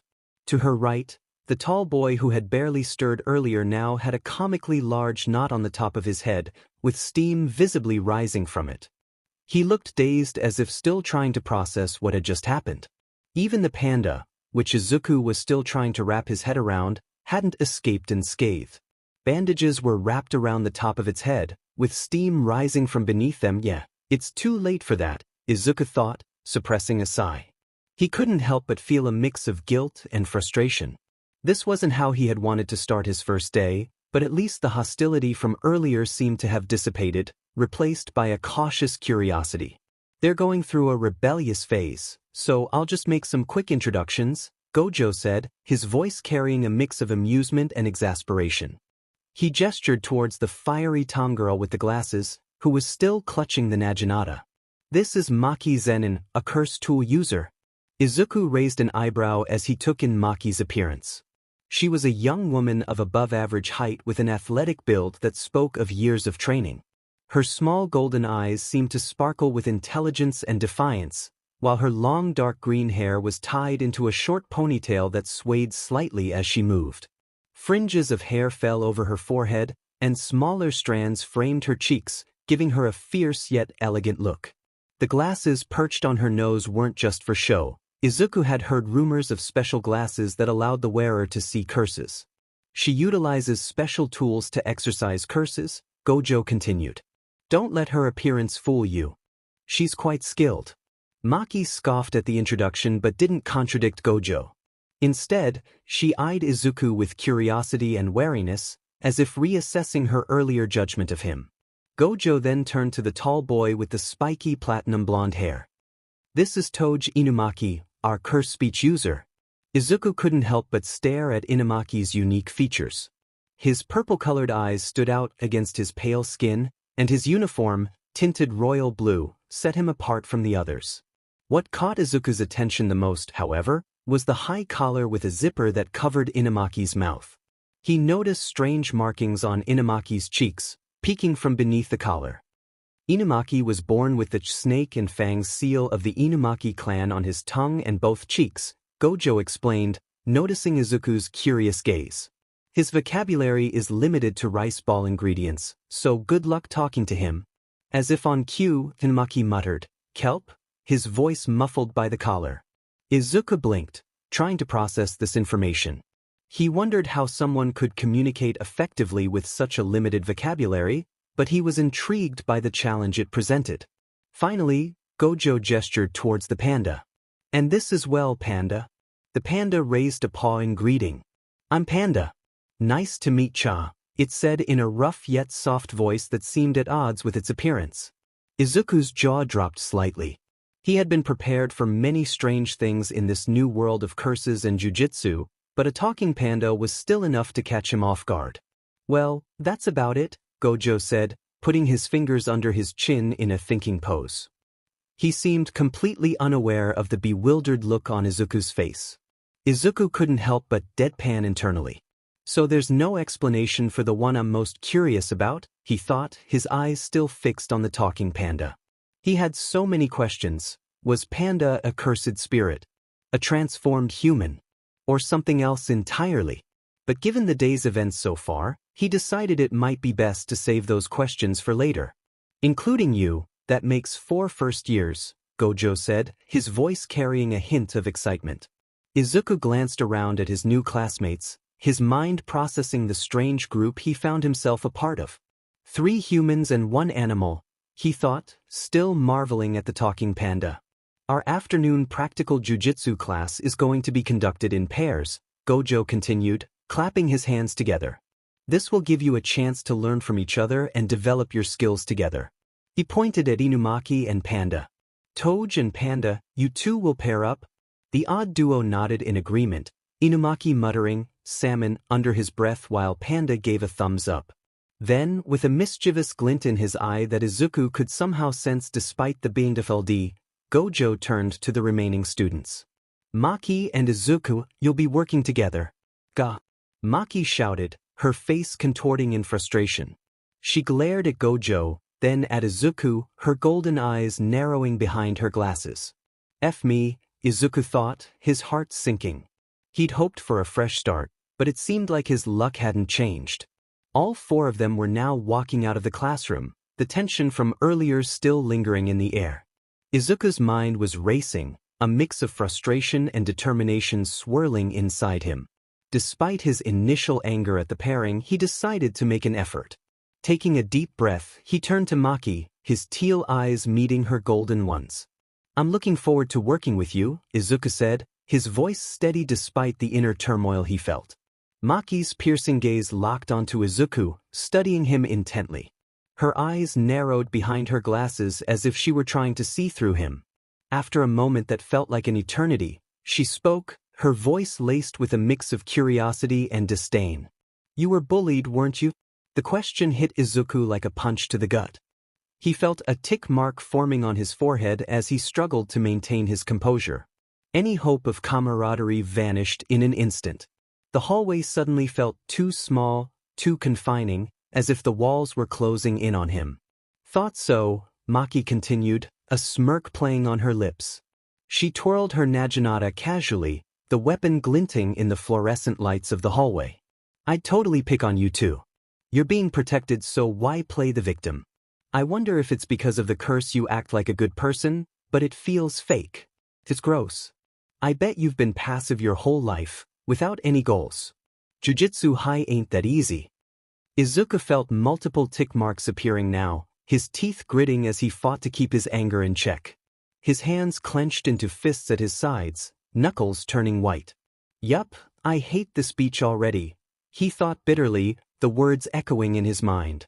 The tension in the air was palpable as Izuku and Maki glared at each other, their eyes locked in a silent battle of wills. Izuku's teal eyes blazed with a mix of frustration and determination, while Maki's golden orbs sparkled with defiance behind her glasses. The atmosphere in the hallway crackled with unspoken hostility, so thick you could almost cut it with a knife. Panda and Inumaki exchanged worried glances, sensing the brewing storm between their new classmates. The standoff might have continued indefinitely if not for their intervention. Panda, his large furry form surprisingly agile, stepped between the two. He placed a gentle but firm paw on Izuku's shoulder, carefully pulling him back from the confrontation. That's enough, Maki, Panda said sternly, his gruff voice carrying a note of exasperation. He turned his head, looking between Izuku and Maki with his round, expressive eyes. We're all classmates here. Let's try to get along, okay? Inumaki, who had been observing the exchange with growing concern, decided to add his own thoughts. Fish flakes, he exclaimed, his words muffled by his high collar but his tone clearly disapproving. His purple eyes darted between Maki and Izuku, silently urging them to calm down. Maki held her glare for a moment longer, her grip on the 𝗓𝗏𝗧𝗔𝗧𝗔𝗧 tightening. Then, as if 𝗧𝗏𝗧𝗔𝗧 had been flipped, she let out a frustrated sigh. She reached up and scratched her hair, musing her neat ponytail slightly. Fine. Whatever, she grumbled, crossing her arms over her 𝗧𝗧𝗧𝗧 as she kept walking. Despite her words, there was a flicker of something in her eyes, perhaps curiosity, or a grudging respect for Izuku's refusal to back down. As they continued down the hallway, the tension slowly dissipating, Panda fell into step beside Izuku. Sorry about that, he said, his voice a low rumble. She can be a little harsh sometimes. Don't take it personally. Izuku's shoulders slumped slightly, the fight draining out of him. He glanced at Maki's retreating back, then back at Panda. It's fine, he said quietly, a hint of resignation in his voice. She's not wrong, you know. Time skip. Abandoned elementary school. Is this really the place? Izuku asked Gojo, his voice tinged with disbelief as he and Maki approached the dilapidated entrance of the abandoned school. The building loomed before them, its paint peeling and windows cracked, a far cry from the lively institution it once was. Gojo's voice carried its usual mischievous tone as he replied, "It's just a normal elementary school. An ordinary school where children go missing." His words hung in the air, heavy with implication. Go missing? Izuku screamed, his eyes widening in shock. His heart raced as he imagined the terror those children must have felt. Gojo nodded, his expression hidden behind his blndfld. A school is just a school. So, the disappearances are most likely due to a naturally formed curse. Izuku swallowed strong, his mind racing. So, you're saying the kids were abducted by a curse? He asked, his voice barely above a whisper.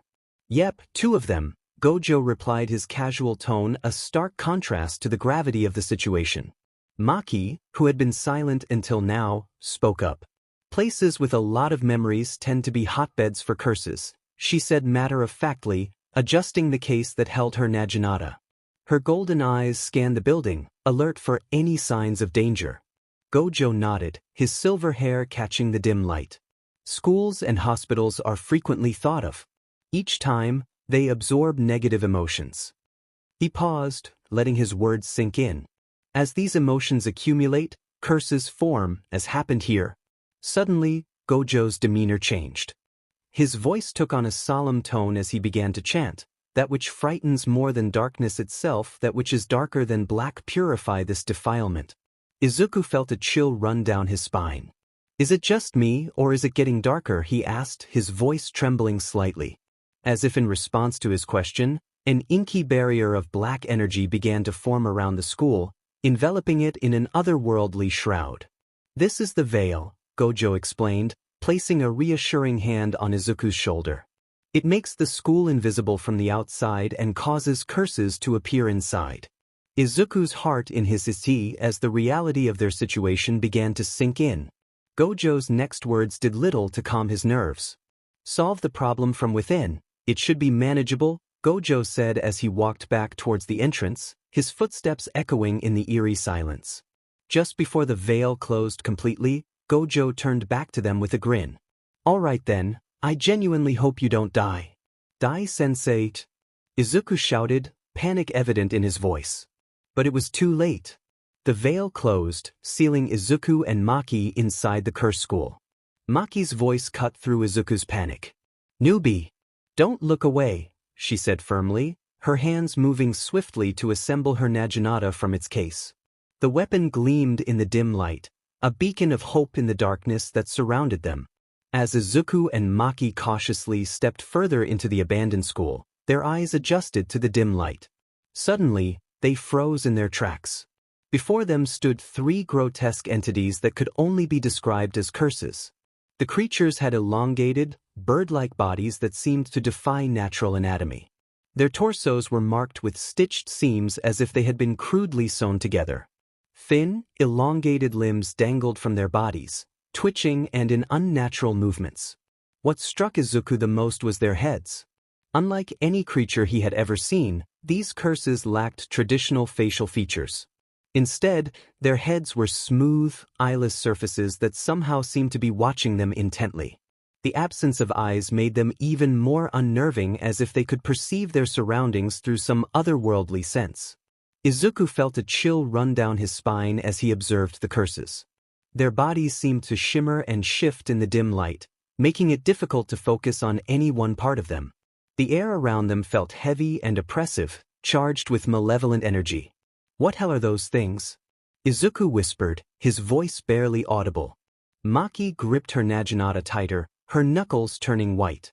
"Those are grade 2 curses," she replied, her voice low and tense. As if sensing their presence, the curses began to move towards them, their movements jerky and unpredictable. One of the curses used its elongated, skeletal hands to tear open its torso, revealing a jagged, red-tinged maw that seemed to grin at them.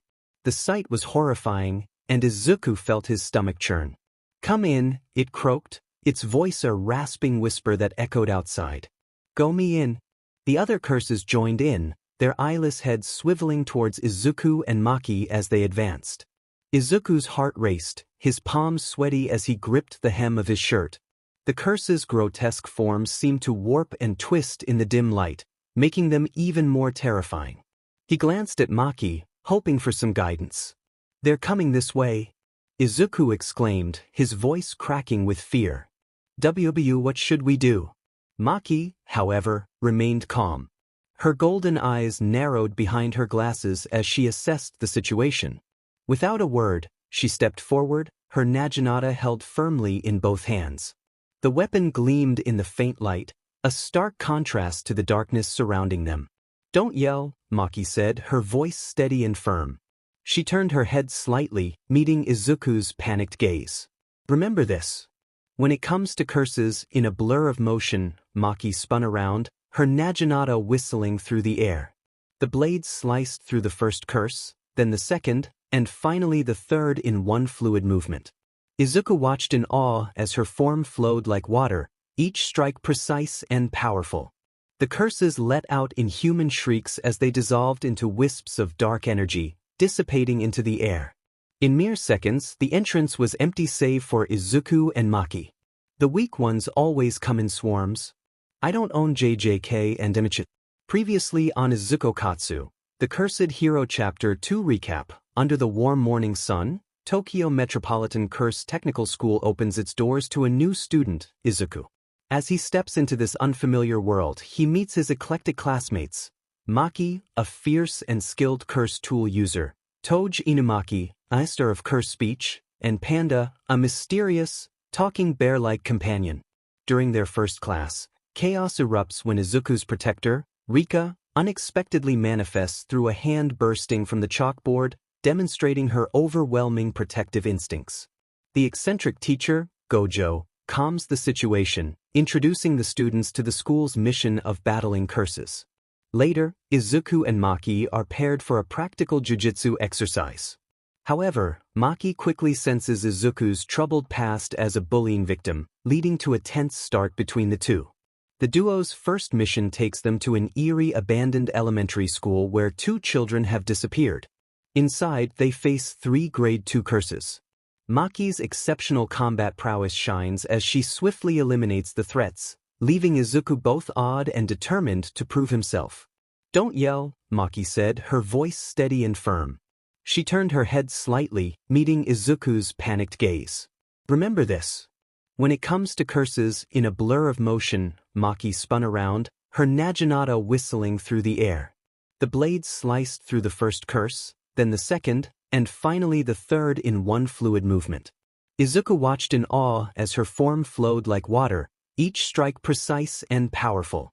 The curses let out inhuman shrieks as they dissolved into wisps of dark energy, dissipating into the air. In mere seconds, the entrance was empty, except for Izuku and Maki. "The weak ones always come in swarms." "That applies to humans as well," Maki said, her voice tinged with a hint of bitterness. She glanced at Izuku, her eyes searching his face for a moment before looking away. Izuku's eyes widened, a mix of awe and admiration flooding his features. "Wow. You took them out in one swing," he exclaimed, his voice rising with excitement. "That was incredible, Maki-san." Maki's lips twitched in a barely perceptible smile at his enthusiasm. She rested her naginata on her shoulder, the weight of the weapons seeming inconsequential to her. "Come on," she said, turning towards the school building. "Let's go." Izuku hesitated, his earlier excitement giving way to uncertainty. He looked at the looming structure before them, its windows dark and empty like hollow eyes. Where exactly?" he asked, his voice wavering slightly. Maki turned back to him, her expression a mix of determination and slight exasperation. "Inside the school, of course," she replied, gesturing towards the entrance with her free hand. "That's where we'll find the source of these curses." Izuku swallowed strong, his gaze darting between Maki and the school. He clenched his fists, steeling himself. "Right?" he nodded, taking a deep breath. Scene change. Both Izuku and Maki walked down the empty hallway, their footsteps echoing ominously in the eerie silence. The air was thick with an unseen tension, and the flickering fluorescent lights cast long, dancing shadows on the walls. Izuku's heart raced, his palms slick with sweat as his eyes darted nervously from one corner to another, searching for any sign of supernatural activity. "Aren't you scared, 𝗧𝗵𝗲?" Izuku whispered, his voice trembling slightly. Maki's eyes flashed with irritation. "Don't call me by my last name," she snapped, her tone sharp but controlled. Izuku flinched, immediately regretting his mistake. "Oh, sorry, Maki-san," he stammered, his cheeks flushing with embarrassment. "It's just it feels like there should be ghosts here." "Well, I can sense that there already were." As they continued down the corridor, neither of them noticed the dark, shapeless mass that slithered silently along the ceiling, trailing them like a predator stalking its prey. Maki's brow furrowed in concentration. Despite the veil, there aren't many curses around, she thought, her grip tightening on her naginata. "No, wait, there are. They just aren't attacking." Her eyes flicked towards Izuku, who was still frantically scanning their surroundings. "Is it because of the new bee?" She watched as Izuku's gaze darted from one shadowy corner to another, his body tense and ready to spring into action at the slightest provocation. Despite his obvious fear, there was a determination in his eyes that Maki couldn't help but admire. "Hey," Maki said, her voice softer than before, but still commanding. The sudden change in her tone caught Izuku off guard, causing him to jump slightly. "WhatIf?" Izuku exclaimed, his emerald eyes wide with a mix of surprise and nervousness. Maki's gaze was steady as she asked, "What grade level are you?" Izuku's face scrunched up in confusion, his mind racing. Does she mean English proficiency, he thought, feeling a bit lost. Seeing his bewilderment, Maki elaborated, her tone patient but firm. Jujutsu sorcerers are assigned grades ranging from 4 to 1, with 1 being the highest. Izuku's shoulders slumped slightly, his earlier enthusiasm dampened by the realization of how little he knew.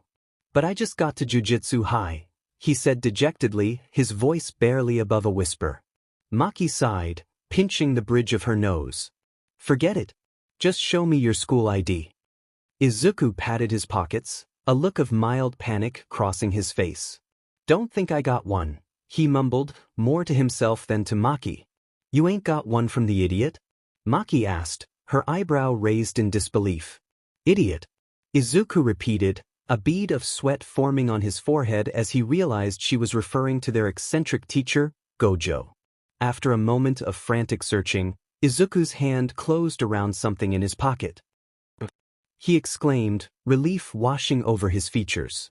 He pulled out a small card, its surface still glossy and new.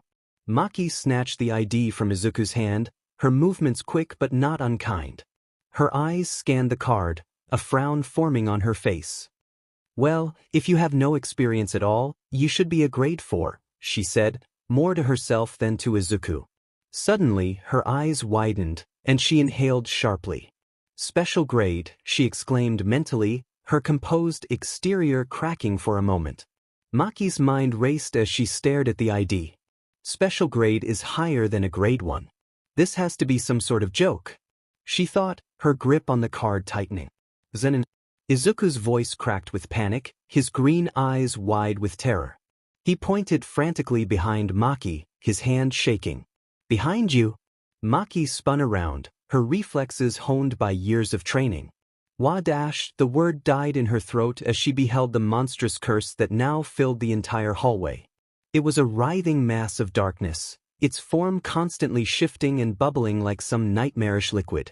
Before either of them could react, the curse lashed out with tendrils of inky blackness. The force of the attack sent both Maki and Izuku hurtling through the air, debris from the crumbling school building raining down around them. The sound of shattering glass and cracking concrete filled their ears as they were propelled outside. Izuku's world spun, his vision blurring. The last thing he saw before losing consciousness was Maki's determined face as she reached for her weapon mid-flight. Damn it! Maki growled, her fingers closing around her 𝗧𝗓𝗧𝗔𝗓𝗧. She twisted in the air, trying to orient herself as the ground rushed up to meet them. Her eyes darted between the approaching earth and the massive curse that was now emerging from the ruins of the school. The curse's form solidified as it moved, revealing a grotesque, vaguely humanoid shape. Its skin was a sickly gray, riddled with pulsing veins of dark energy. But what caught Maki's attention was its mouth, a gaping maw filled with row upon row of jagged, yellowed teeth. "Kinda big, aren't you?" Maki shouted, her voice a mix of defiance and grim humor. She brandished her 𝗧𝗓𝗧𝗔𝗓𝗧, ready to strike as soon as she touched down. But the curse was faster. Its maw opened wider, impossibly wide, and Maki felt herself being pulled towards it. "Wadash!" The exclamation was torn from her lips as she and the unconscious Izuku were drawn inexorably towards the creature's waiting mouth. Maki felt a searing pain in her leg as one of the curse's teeth grazed her, leaving a deep laceration. She gritted her teeth, fighting against the pull with all her strength. "Thanks for the meal," the curse's voice rumbled, a sound like grinding stones that seemed to come from everywhere at once. With a sickening crunch, the jaws snapped shut around them. Darkness engulfed Maki and Izuku. The air was thick and putrid, making it difficult to breathe. Maki could feel something viscous and warm pressing in on all sides. They were in the curse's stomach. A groan from nearby indicated that Izuku was regaining consciousness. She heard him stirring, followed by a sharp intake of breath as he realized their situation. "It looks like we are inside the curse," Izuku thought. "Damn it." Maki's voice echoed in the confined space, tinged with frustration and a hint of fear she was trying strong to suppress. "I dropped my cursed tool?" Her hand scrabbled against the slimy walls of the curse's stomach, searching for any weakness. "Let us out of here," she yelled, more out of defiance than any real hope of the curse complying. Maki's eyes darted around the slimy interior of the curse's stomach, her frustration growing with each passing moment. She noticed Izuku stirring, and turned to him, her voice sharp with urgency. "Oi, Izuku! Where's that curse of yours when we actually need it?" she demanded, her hands clenched into fists at her sides. Izuku blinked, still groggy from his brief unconsciousness. "Now she calls me by name," Izuku thought bitterly. He ran a hand through his messy black hair, grimacing as his fingers came away sticky with the curse's fluids. "Rika. She has selective timing," he explained, his voice hoarse. "Besides, she only tends to appear when I'm in immediate danger." Maki's eyebrow twitched, a vein visibly pulsing on her forehead. "And what exactly would you call this situation?" she growled, gesturing wildly at their surroundings. "Being trapped inside a curse's stomach doesn't scream danger to you." Izuku couldn't help but let out a dry chuckle, despite their dire circumstances. "Well, when you put it that way, I suppose it is an improvement over our previous predicament." Maki glared at him, her eyes narrowing dangerously. She opened her mouth to retort, but then closed it, letting out a frustrated sigh instead. "Once the veil deactivates, we can expect help to arrive," she muttered, more to herself than to Izuku. "This is so embarrassing." Izuku couldn't help but let out a dry chuckle, despite their dire circumstances. "Well, when you put it that way, I suppose it is an improvement over our previous predicament." Maki glared at him, her eyes narrowing dangerously. She opened her mouth to retort, but then closed it, letting out a frustrated sigh instead. Once the veil deactivates, we can expect help to arrive, she muttered, more to herself than to Izuku. This is so embarrassing. Help. A child's voice echoed through the slimy darkness, filled with desperation and fear. Please, he's dying.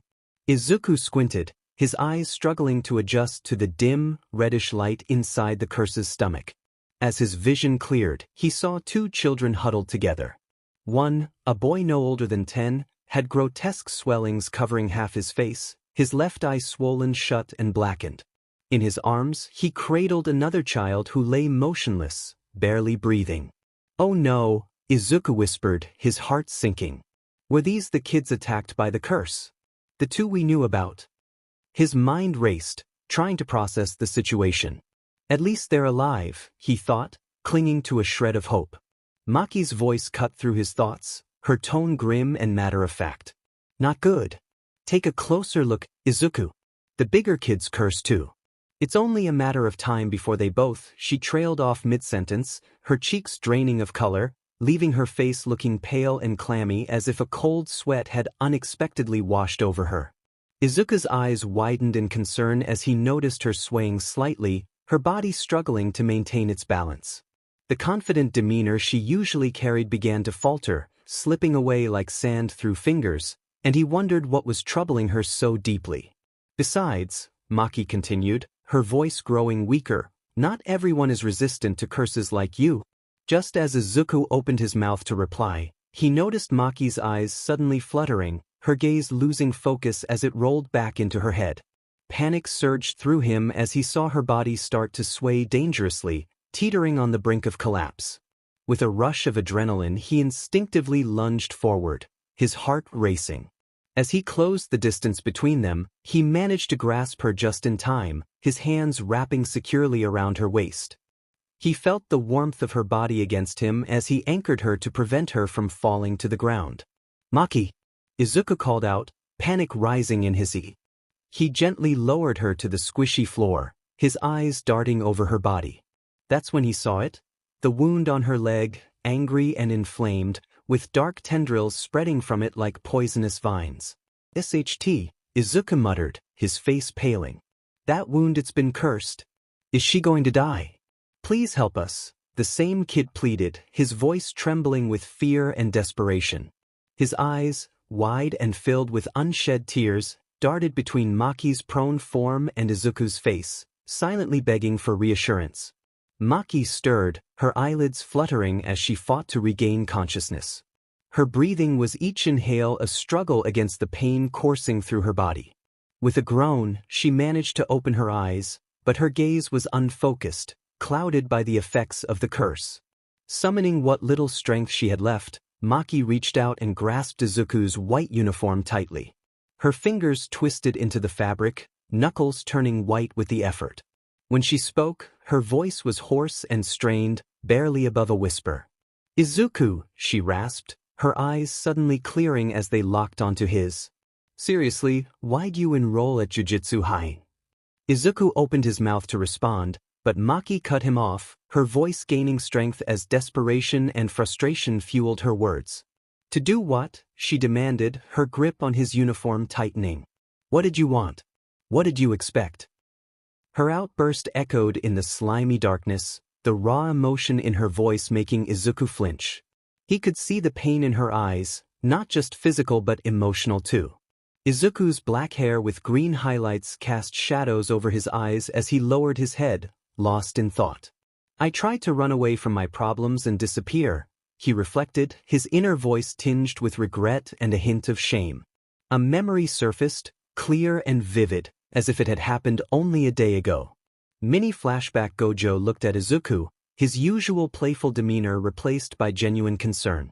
"But you'll be lonely," he said gently, his words hanging in the air between them, more of an observation than a question. Flashback ends. Izuku's brow furrowed as he recalled Gojo's words. He said I'd be lonely, he thought, his eye tightening at the memory. I couldn't disagree at the time. But, suddenly, images of Itsuka's warm smile and the Kendo family's welcoming embrace flashed through his mind. The dojo, filled with laughter and encouragement.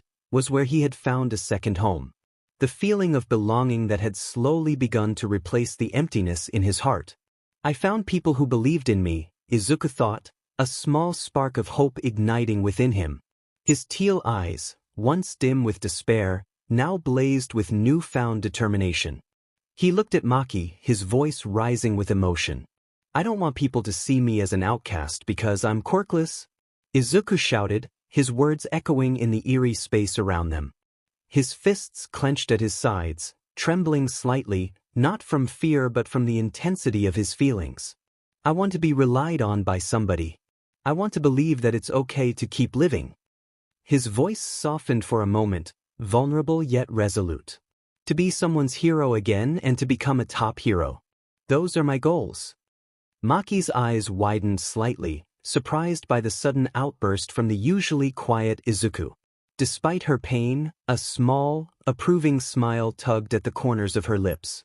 Then start exorcising, Maki managed to say, her voice weak but filled with conviction. She reached out, grasping Izuku's sleeve weakly. Curses, you need to start exorcising them.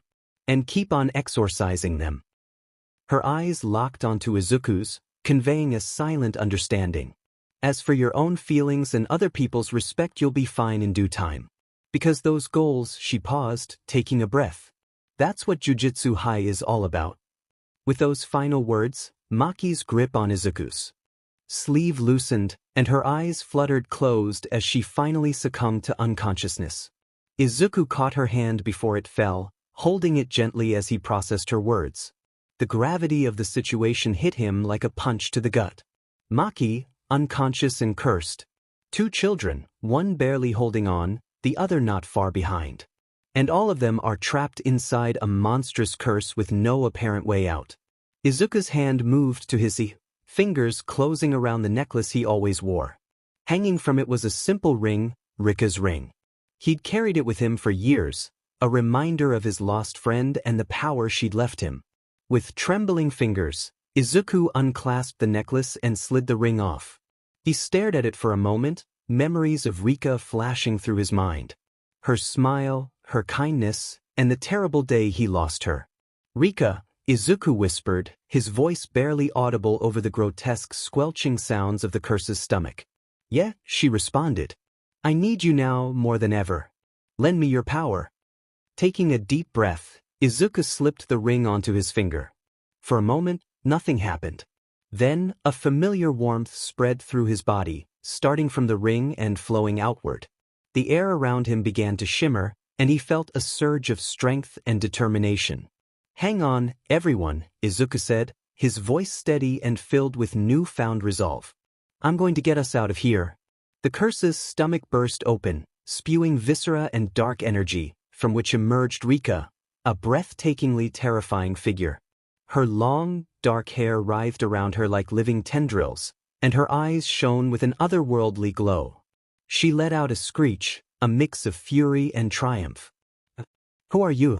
The curse croaked, confusion and fear in its voice. It had never seen anything like Rika before.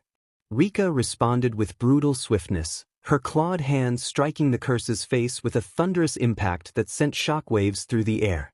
Shut up! Rika screeched, her voice resonating with power and rage. The curse staggered back, overwhelmed by her strength and ferocity. Outside the veil, Gojo was leaning casually against a sleek black car, his white hair ruffling in the breeze. His ever-present sunglasses hid his eyes, but there was a hint of a smirk on his face as he observed the scene unfolding before him. So this is the true identity of the special-grade vengeful curse spirit Rika or Imoto, Gojo mused, his tone a mix of interest and amusement. Freaky. Rika turned towards Gojo, blood dripping from her clawed hand. Her face, twisted into a grotesque grin, was both appealing and terrifying.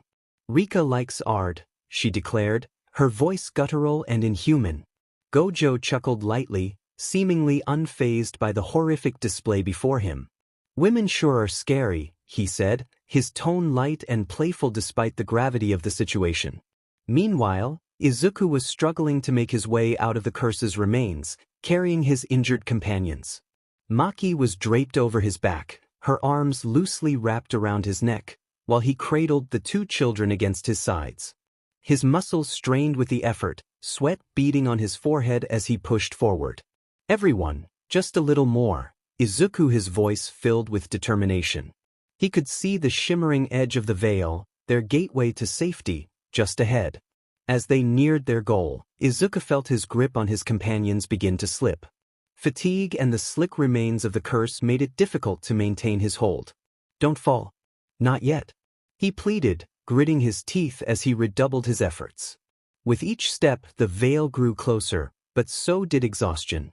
Izuku's vision began to blur, his legs trembling beneath him. But he refused to give up. "I can do it," he shouted, his voice hoarse but filled with unwavering resolve. In a final burst of strength, Izuku lunged forward. As they passed through the veil, it shimmered and disappeared, leaving them sprawled on the ground at the entrance of the abandoned school. Gojo approached the group, his usual carefree demeanor tinged with a hint of respect. "Welcome back," he said, looking down at the exhausted forms on the ground. "You did it." Izuku, his last reserves of strength finally depleted, managed a weak smile before his eyes fluttered closed and he slipped into unconsciousness. As darkness enveloped him, he felt a sense of accomplishment wash over him. They had survived against all odds, and he had protected those entrusted to him. With that thought, Izuku surrendered to exhaustion, knowing that for now, at least, they were safe. Time skip. Hospital. The fluorescent lights flickered softly in the sterile hospital room, casting a clinical glow over the scene. The faint hum of medical equipment and the distant murmur of voices in the hallway created a backdrop of white noise. Gojo leaned against the wall, his tall frame casting a long shadow across the linoleum floor. His arms were crossed over his eye, and despite his ever-present sunglasses, his expression was a mix of relief and lingering concern. "They said that Maki and the kids will be fine," he stated, his voice steady yet laced with the situation's tension. His fingers drummed lightly against his arm, betraying a hint of restlessness beneath his calm exterior. Izuku sat up in the hospital bed, the thin mattress creaking slightly under his shifting weight. His black hair was tousled, and dark circles under his eyes spoke of his exhaustion. His brow furrowed as he processed the news, the white hospital gown making him look even paler than usual. "Good," he replied, but the unease in his voice betrayed his outward calmness. His fingers twisted the bedsheet, a nervous habit he couldn't quite shake. Gojo tilted his head slightly, studying Izuku's face for any signs of relief. The fluorescent light glinted off his white hair as he moved. "You don't seem very relieved," he pointed out, his tone shifting to gentle curiosity. He could see the worry etched in Izuku's features, the way his eyes darted around the room, never quite settling. Izuku's gaze dropped to his hand, where the ring sat on his finger. He stared intently at it, its surface glinting under the dim light. The metal felt cool against his skin, a constant reminder of the power it held. "For the second time, I summoned Rika," he stated. "That's a step in the right direction," Gojo replied, his tone encouraging yet laced with caution. He pushed himself off the wall and took a few steps closer to Izuku's bed, his movements fluid and graceful. He knew the complexities of summoning and the emotional turbulence it often brought along. His own experiences with curse techniques flashed through his mind, reminding him of the delicate balance between power and control. Izuku furrowed his brow, his freckles standing out against his pale skin as he contemplated the implications of his connection with Rika. His free hand came up to rub at his temple as if trying to massage away the troubling thoughts. "Maybe Rika isn't the one cursing me, maybe I'm the one who is cursing Rika instead," he mused aloud, shaking his head slightly. The guilt of the situation was evident in his voice, a tremor that he couldn't quite disguise. Gojo leaned back, hands sliding into his pockets as he considered Izuku's words. His posture was relaxed, but there was an intensity to his gaze that belied his casual stance. "I have always believed that love can manifest the most distorted curses," he remarked, his voice low and thoughtful. His gaze was piercing yet understanding, years of experience evident in the way he addressed the sensitive topic. He had witnessed the intricate and often painful intersections of emotions and curses in his line of work. The memory of past students and past friends who had grappled with similar issues flashed through his mind. He sensed the depth of Izuku's struggle, recognizing the familiar signs of a young jujitsu sorcerer coming to terms with their power. "Sensei," Izuku exclaimed suddenly, his voice rising in urgency. He clenched his fist tightly around his ring finger, the metal of the ring digging into his skin. The determination burning in his eyes was unmistakable. It was a look Gojo had seen before in those who were ready to face their demons head-on. Izuku's heaved with a deep breath, steadying himself before he continued. "I am going to unravel Rika's curse at Jujutsu High," he declared, his voice steady as his resolve cemented. The words hung in the air between them, heavy with promise and determination. Gojo's eyebrows raised slightly above his sunglasses, a small smile tugging at the corners of his mouth. He recognized the fire in Izuku's eyes, the unwavering determination that could move mountains. It reminded him of his own younger days, of the challenges he had faced and overcome. "That's quite the declaration, Izuku," Gojo said, his voice a mix of pride and concern. "Unraveling a curse, especially one as powerful as Rika's, won't be easy. It'll take everything you've got and then some." Izuku nodded, his jaw set in determination. "I know, but I have to try. For Rika's sake and my own." Gojo moved closer, placing a reassuring hand on Izuku's shoulder. "Well then, we'd better make sure you're prepared. When you're discharged, we'll start your specialized training. You're going to need every tool in the jujitsu arsenal if you want to tackle this." Izuku looked up at his teacher, gratitude shining in his eyes. "Thank you, sensei. I won't let you down."